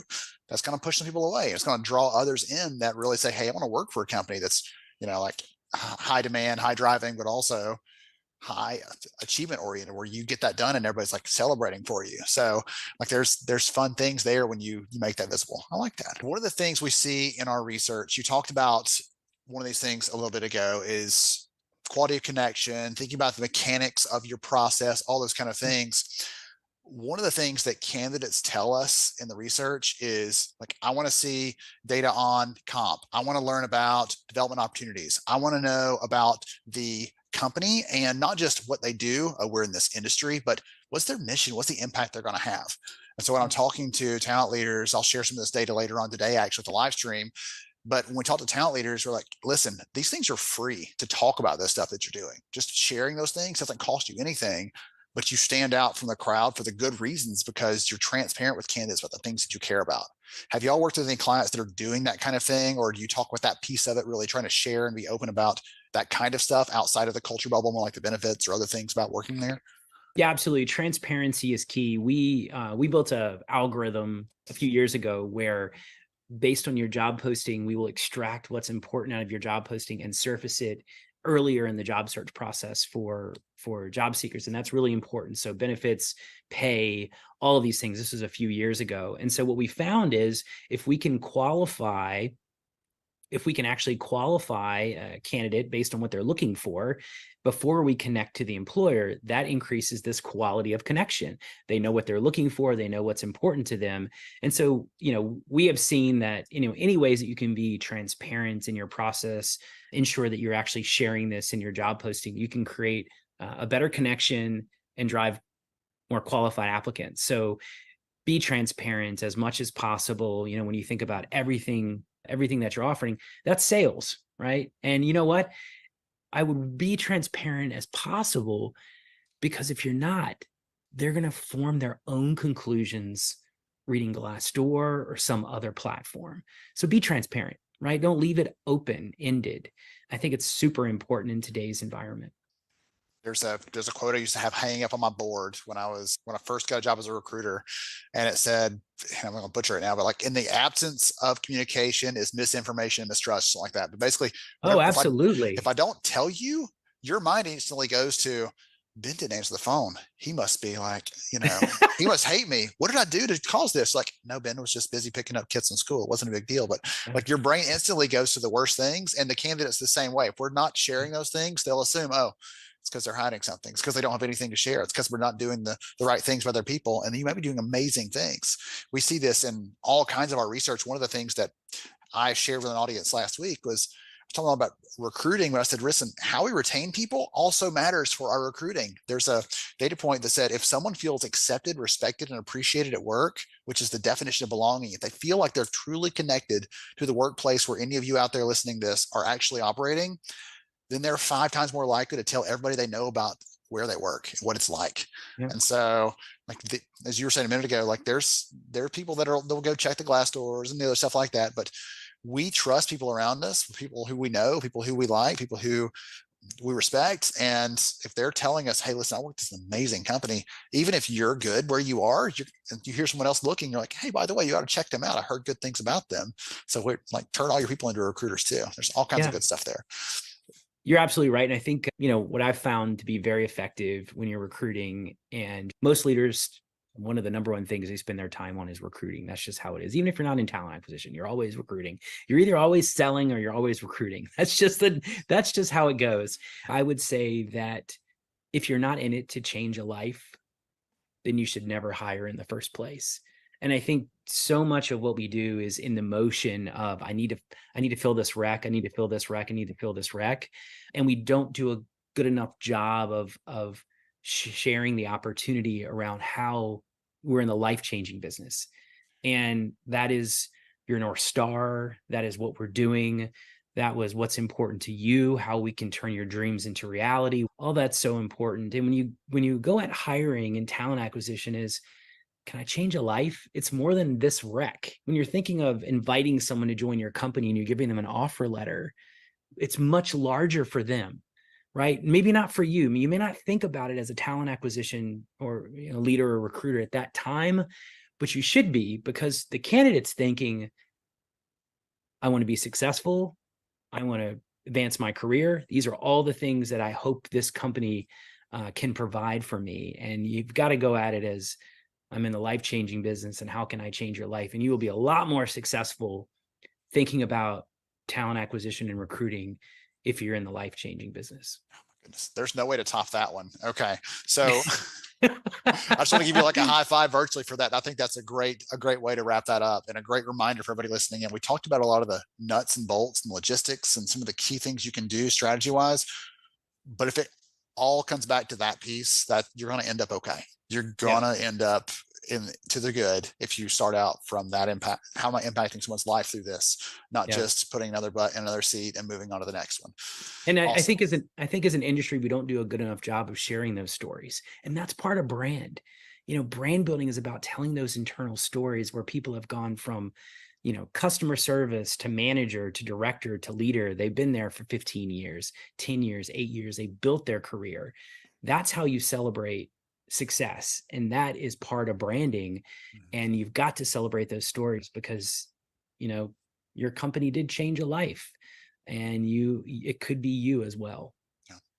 That is one of the things I do call outs. Like, we don't always control the hiring decision, but we do control sort of the communications around elevating those stories, making sure those are visible outside the company, make sure those are visible to the other people who are at our company. Guess what? Like, we still want you. Just because you're here already doesn't mean we don't want you still.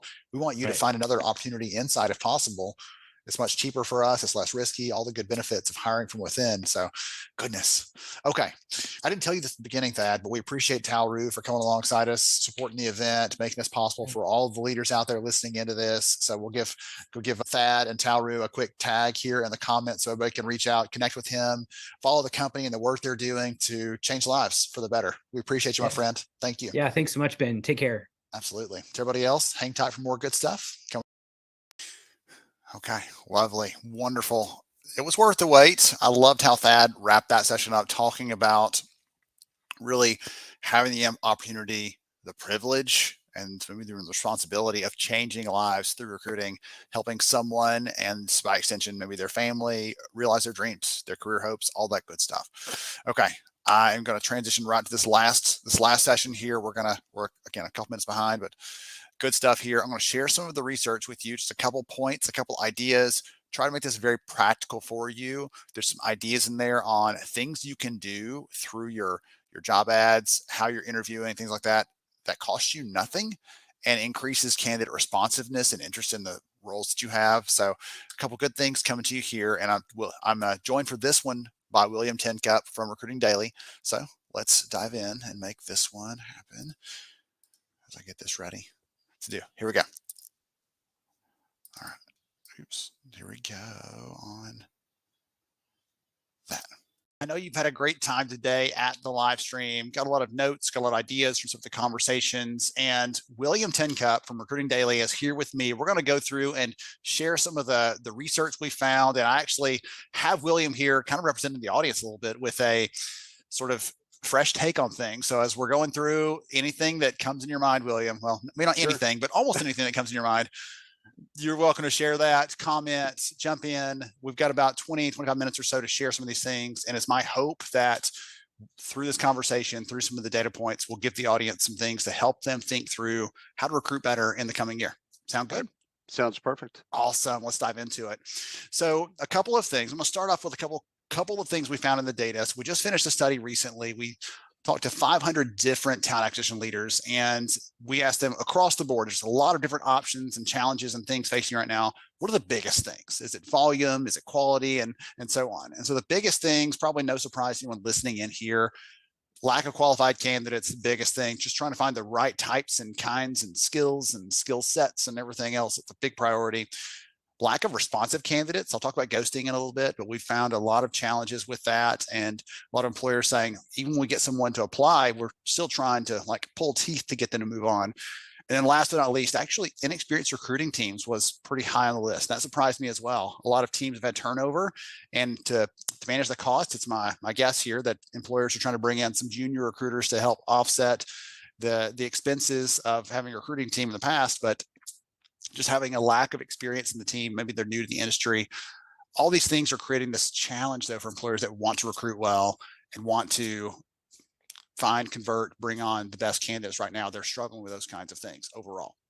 So the lack of qualified candidates doesn't shock me, but I also wanted to caveat that for the leaders that when they think of that is, are they not as qualified because of how long it took us to get to them? Mm-hmm. So one of the things that I've noticed a lot, and I'm sure you've seen it as well, is candidates, not just hourly, but corporate candidates as well.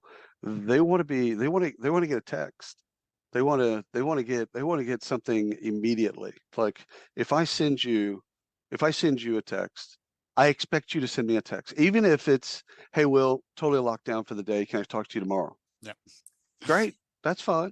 But I expect something to come back. That's the thing. And I think when I see number one, lack of qualified candidates, one of the things that it means to me is, okay, do we have speed nailed down? Are we as fast as we can possibly be as a team, as an organization? And that's a technology, that's a process, that's the team. That's basically kind of a mantra. We're going to get back with people fast. Now, if that's happening and you still don't have qualified candidates, okay, then we need to start looking at different talent pools or way to harvest talent. And so then you start looking at all kinds of things like how do we build bridges with community colleges, or how do we look at building our own rather than the market providing.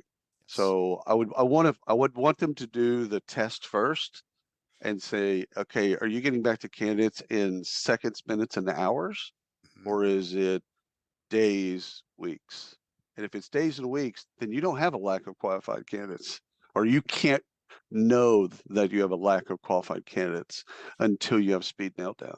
Yeah, well, I'm glad you mentioned that, because actually the next thing I'll share is on that front. So we asked some questions around for candidates. So this is candidate responses here. Why are you ghosting employers? And you see, I have highlighted here, number 2 and 3 on this list are both related to speed, right? I took another job because you were too slow, or the process just kept dragging on. That 7th interview was overkill. Okay. So I had to find something else. So I have an engineering friend told the story, Ben. I think we talked about it actually last time we talked, is he's an engineer. He's about my age, so he's senior engineer, and he'll ask the recruiter first, okay, how many steps in this process? And if they say anything more than 4, he's like, yeah, I'm good. Just take me off your list. So again, it kind of depends on the talent, probably maybe even the age or maturity or the type of title or something like that. But what's also fascinating in this slide in particular is the job or company didn't interest me after I learned more about it. I actually think that's a good thing. Yes, agreed. So I look at that, even though the bar is longer than the other bars, I kind of look at that and go, that means that the job description, a careers page, and a recruiter. Well, we could have maybe like this. What's next? Yes. Okay. All right. I'm going to show you something else. So one of the things we did in our research this year is we actually did an experiment with candidates. We showed them 2 different job ads that you see here. The only difference is the phrasing at the bottom there. The candidates actually refer to the left one here 2 out of 3 times. And what is it about that one? So it's about mission. It's about like impact, right? Yeah. When we actually follow up with candidates, like why on this, it comes down to, I want to know more about the company and the impact I'll have. I don't want to just, again, to your point a minute ago, do a job. In a perfect world, you'd basically make that's the next sentence after the one on the left. We're a market leader, because the market leader, one of the things we see in candidates today is they want to join quote unquote stable safe companies, right? So you've got 2 things in that sentence that make sense: market leader and worldwide. But I see why, after you explain it, it makes sense, which is fantastic. I mean, I'm jealous in a lot of ways of Gen Z, because they want to join something, even early stage. They want to join something that they believe in. Yes. I don't hate that. I actually think that's a great reason to join a company. Like, that's not a bad thing. When you and I came up, mine was probably harder than yours, but like, you just joined a company and you didn't know anything about like their mission statement or values or any of that stuff. It's like, yeah, I just got a job. They'll have me. Okay, great. Hopefully the check clears on Friday. Like, we're good to go. I applied to 4. One of them called back. That's it. Next. Like, why are we talking about it? But I actually I like both ads. I like the reasoning for why they picked A, but I think if we go further in time with the market being kind of this chaos around our economics, I think stability is going to be, at one point, stability will probably outweigh even in your values-based hiring. Well, I've been telling employers this when I share this, I'm like, listen, you know how much this costs? Nothing. And yet, if we can do little things, small changes, small tweaks to increase the chance of a candidate responding to us, even before they've seen the job, this is just a job, ad that they see on the internet somewhere. Right. If we can start touching those things that they care about from that point, that's going to lead to better things overall. And for those that are struggling and don't have the money and everything else, that's going to give you some better results. I mean, this is A/B testing, right? So this is just simple A/B testing, things that marketers have been doing for a long time, let's just say the last 20 years in email marketing. And so you put, okay, everything's the same. The subject line is the same. Everything's the same. Just the body message is different. That's what's called single variable analysis. So you have one variable that's different. And why we don't do that with jobs and job ads, both on our career pages and Indeed and again, the digital ads that we put on LinkedIn, why aren't we A/B testing everything we do? Is shocking to me. All right. So, goodness, I'm having so much fun. You're like a live test audience for me, by the way, even though everybody else is listening into it at the same time. Yeah, so that's all right. I have another one that I want to share with you. So I've been talking to employers in the last year or so, really encouraging them. Like the conventional wisdom is, oh, you should communicate more often with candidates, but we don't ever tell people what to be sharing, what they care about, what they want to know. And so we've been pulling some different data points from some of our different studies, one of them on the workforce and how they view flexibility at work. So I'll share that with you here. We said, what does flexibility mean to you as an actual employee? And where I work is what most of us think of in TA, because we're hiring and we're like, oh, sorry, this job's in person. Hello? Are you still there? Hello. Like getting the drop off and if people find it at an office. And but we ask the actual workforce, what does this mean for you? It's number 4 on the list. Where I work, I think about, for any of you listening in out there, like bank teller, you've got people working in a warehouse, you've got people driving trucks on the road, whatever else. Like those people, they don't have choices on the where. Right. But we can give them choices in these other things, like That's a little more autonomy in your daily work. Like you can make more decisions. You're still, as you said, William, accountable for this end result. But how you get there, we trust you. We hired you because we trust you. We're going to leave that to you and give people some more options and flexibility there. That becomes a competitive differentiator when you're trying to talk to candidates and trying to compete in the market to say, listen, we don't just put you in this box and take all the trust away from you. No, we believe in you because we picked you. Then we let you go be great with us as your backstop, support you if you need something. All the company cares about is coverage. They need somebody to be there to do whatever the job is. They don't care if it's Sally or John. They just need somebody to be there. And then the next day somebody can swap out. So I think the folks that have nailed that particular part of the kind of the value exchange are ones that are actually having a better chance of retaining talent, because they basically say, hey, listen, this is the schedule, but if you need to switch things around, just talk to your peers. Yes. Work it out. Control there. Yeah, you've got some control. All right, so I've got one more for you, and Sure. I won't make you give your answer out loud if you don't want to. But when we finished our study on candidates recently, one of the things we asked was, how long does it take you before you know you want to stay at this company? And pause. And this is from the candidate, from the employee perspective. Yes. So they're candidates like, hey, once you take a job at this company, how long do you think it's going to take you before you know you want to stay there or not? And I think for Gen Z, I will split this up generationally. Okay. I think Gen Z makes decisions faster than any generation prior to it, because they grew up, they're digital natives. They've seen so much. They can take a decision. Like both my sons, I'll start down a path and they're like, yeah, we got it. And it's like, okay, that's cool. I think they'll know in the first week. And I think other folks will probably stay a month. A millennial will make a decision on whether or not this is where they want to be longer term. Now, from a company's perspective, I think onboarding starts way back at pre-boarding, starts at learning and recruiting some of the information that you want to pull through. But I think that's an 18-month journey. So I think from a company perspective, you need to think about onboarding as a much longer tail. Much longer tail than you do right now, because like when you and I came up, it was a binder, or it was a day, or it was a couple of hours, or maybe even a week. Whoa, my goodness! Well, we're gonna go in a whole week and learn some stuff. Yeah, no, these are micro experiences, and so these are things that need to happen over a much longer tail. But I would say Gen Z, very quickly. Millennials, they would probably give it a month. But if they have a bad experience at the end of a month, if they've basically graded it out and said, this isn't for me, my boss isn't receptive, or, I don't, whatever the bid I don't feel is. like I belong. Yeah. Yeah. Oh, that's a great one. That's a great one, because you can trick people in recruiting. Like saying that because you have all the things that you can say, well, we have ERGs, we care about minorities, this, that, the other. And then all of a sudden people get in and find out, well, what's going on?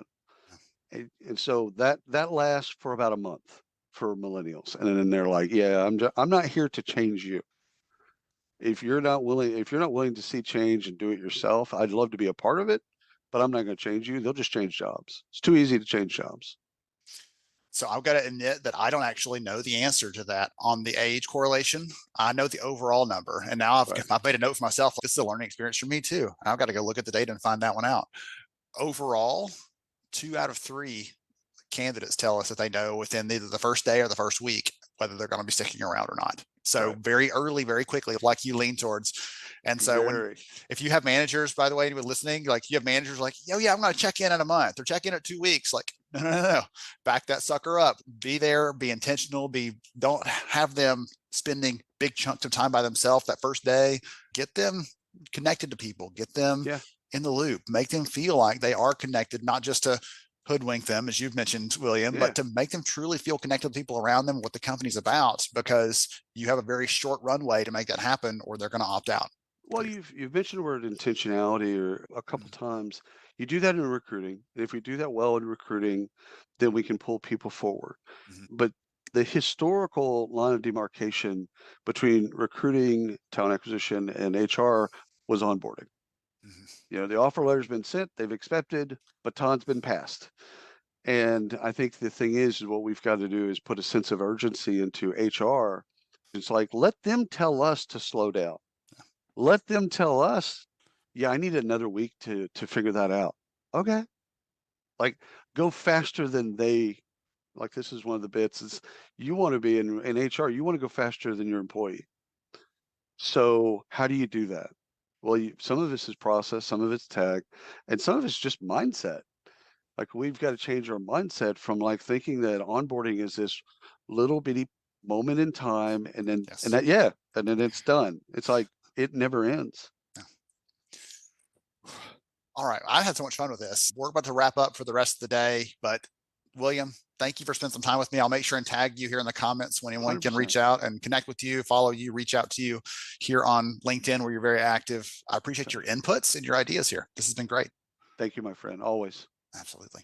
To everybody else, hang tight for a wrap up shortly. Okay. I hope you got some good notes. George, let me bring you back up, my friends. I hope you got some good notes and some good suggestions, ideas from that last little bit there. There were some excellent takeaways. I feel like some things that we can do that cost us exactly nothing and can create more engaging experiences for candidates, can get them more inspired and encouraged to talk to us, can lead to reductions in ghosting, all those kinds of things. So good stuff there. George, I'm going to get our awards or our prizes ready to celebrate and share some of those names there that are for people who have won. What was your big takeaway? I know I've kept you on mute for like a session or two, so I know you're probably chomping at the bit. So what's top of mind for you? What are your big takeaways? I think overall, Ben, when it comes to, this talent acquisition and recruiting, we talk about a lot of these different things and how it goes hand in hand, the impact it makes on the workplace when you're bringing in new hires and allowing them to bring what I like to call bring your soul to work, right? Bring who you are to this organization, bring your purpose, bring your potential, bring your passion, bring your values, and add that to the culture of the organization. A couple of things that really, really stuck with me is the quote, because I believe over time we use this quote, and I believe it was Peter, and I forget his last name, Peter. Yes, he created this quote that culture eats strategy for breakfast. And I'm to this place now, and maybe it's just me in my head that there's a thing called unity, right? That the one doesn't have to defeat the other, because sometimes strategy destroys culture. If you really want to be honest, sometimes our business strategy says who cares about culture, and it ruins it. So this is the way I like to put it. What is culture? When I think of culture, it is three things. It's how employees feel, believe, and behave most of the time. The foundation is how you feel. Now, we as an organization at times, we try to control culture by controlling people's behavior and say, hey, you need to act this way. And the reality is why I act is an outcome of the root, right? So my behavior is the root of how I feel. And so we want to grow this culture. And I'm very passionate about this, if you didn't know. And so culture is how people feel, believe, and behave. How George feels determines how I will behave, and how I behave or what I believe then becomes my behavior. So feel, believe, behave. How I feel becomes my belief, and my belief becomes my behavior.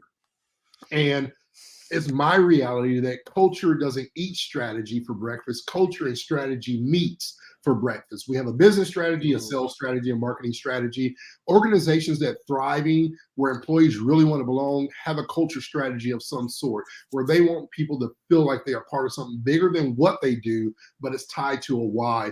And I think when it comes to recruitment, when we talk about bringing in new hires, we talk about storytelling that we were discussing earlier with Lisa. When we talk about all these things, community with Camille and all these things, all this comes together on how you make employees feel in the beginning. How are you interviewing that employee? How are they feeling in the interview process? How do you make them feel when you're bringing them to the table, whether it's a phone interview initially? Do you make them feel like, hey, I want you to be a part of this team? Or do you give them the feeling that, hey, I don't know if you're going to fit?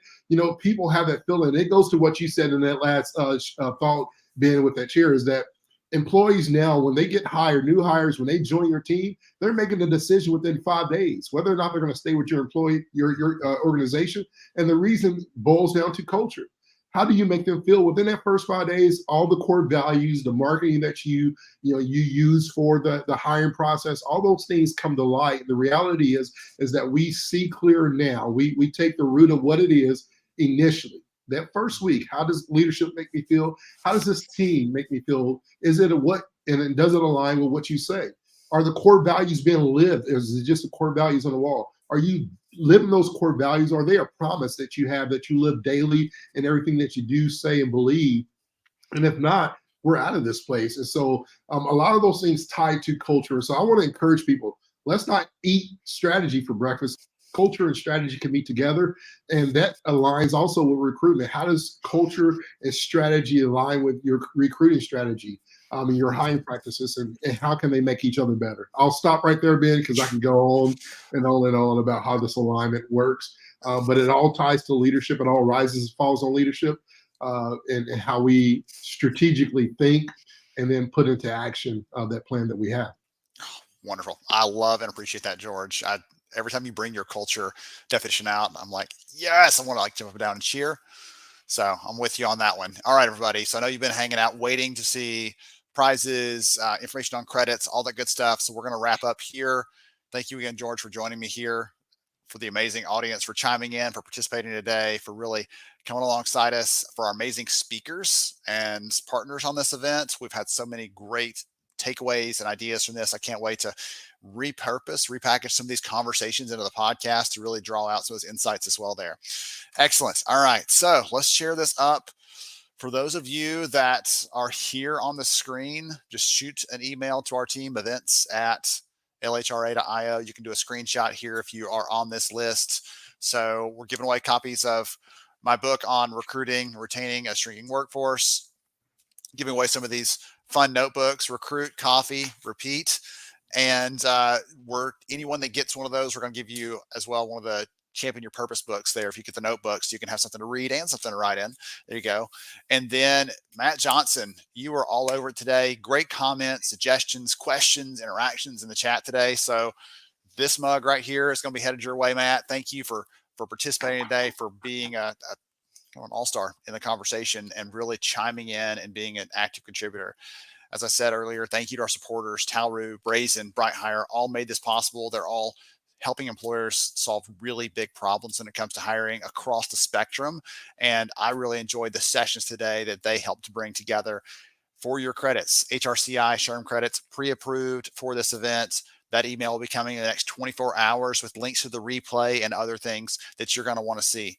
Thank you to all of you again for joining us for the session today. George and I appreciate you spend some time with us, and hope you go out there, make the next year, make your hiring the best it's ever been.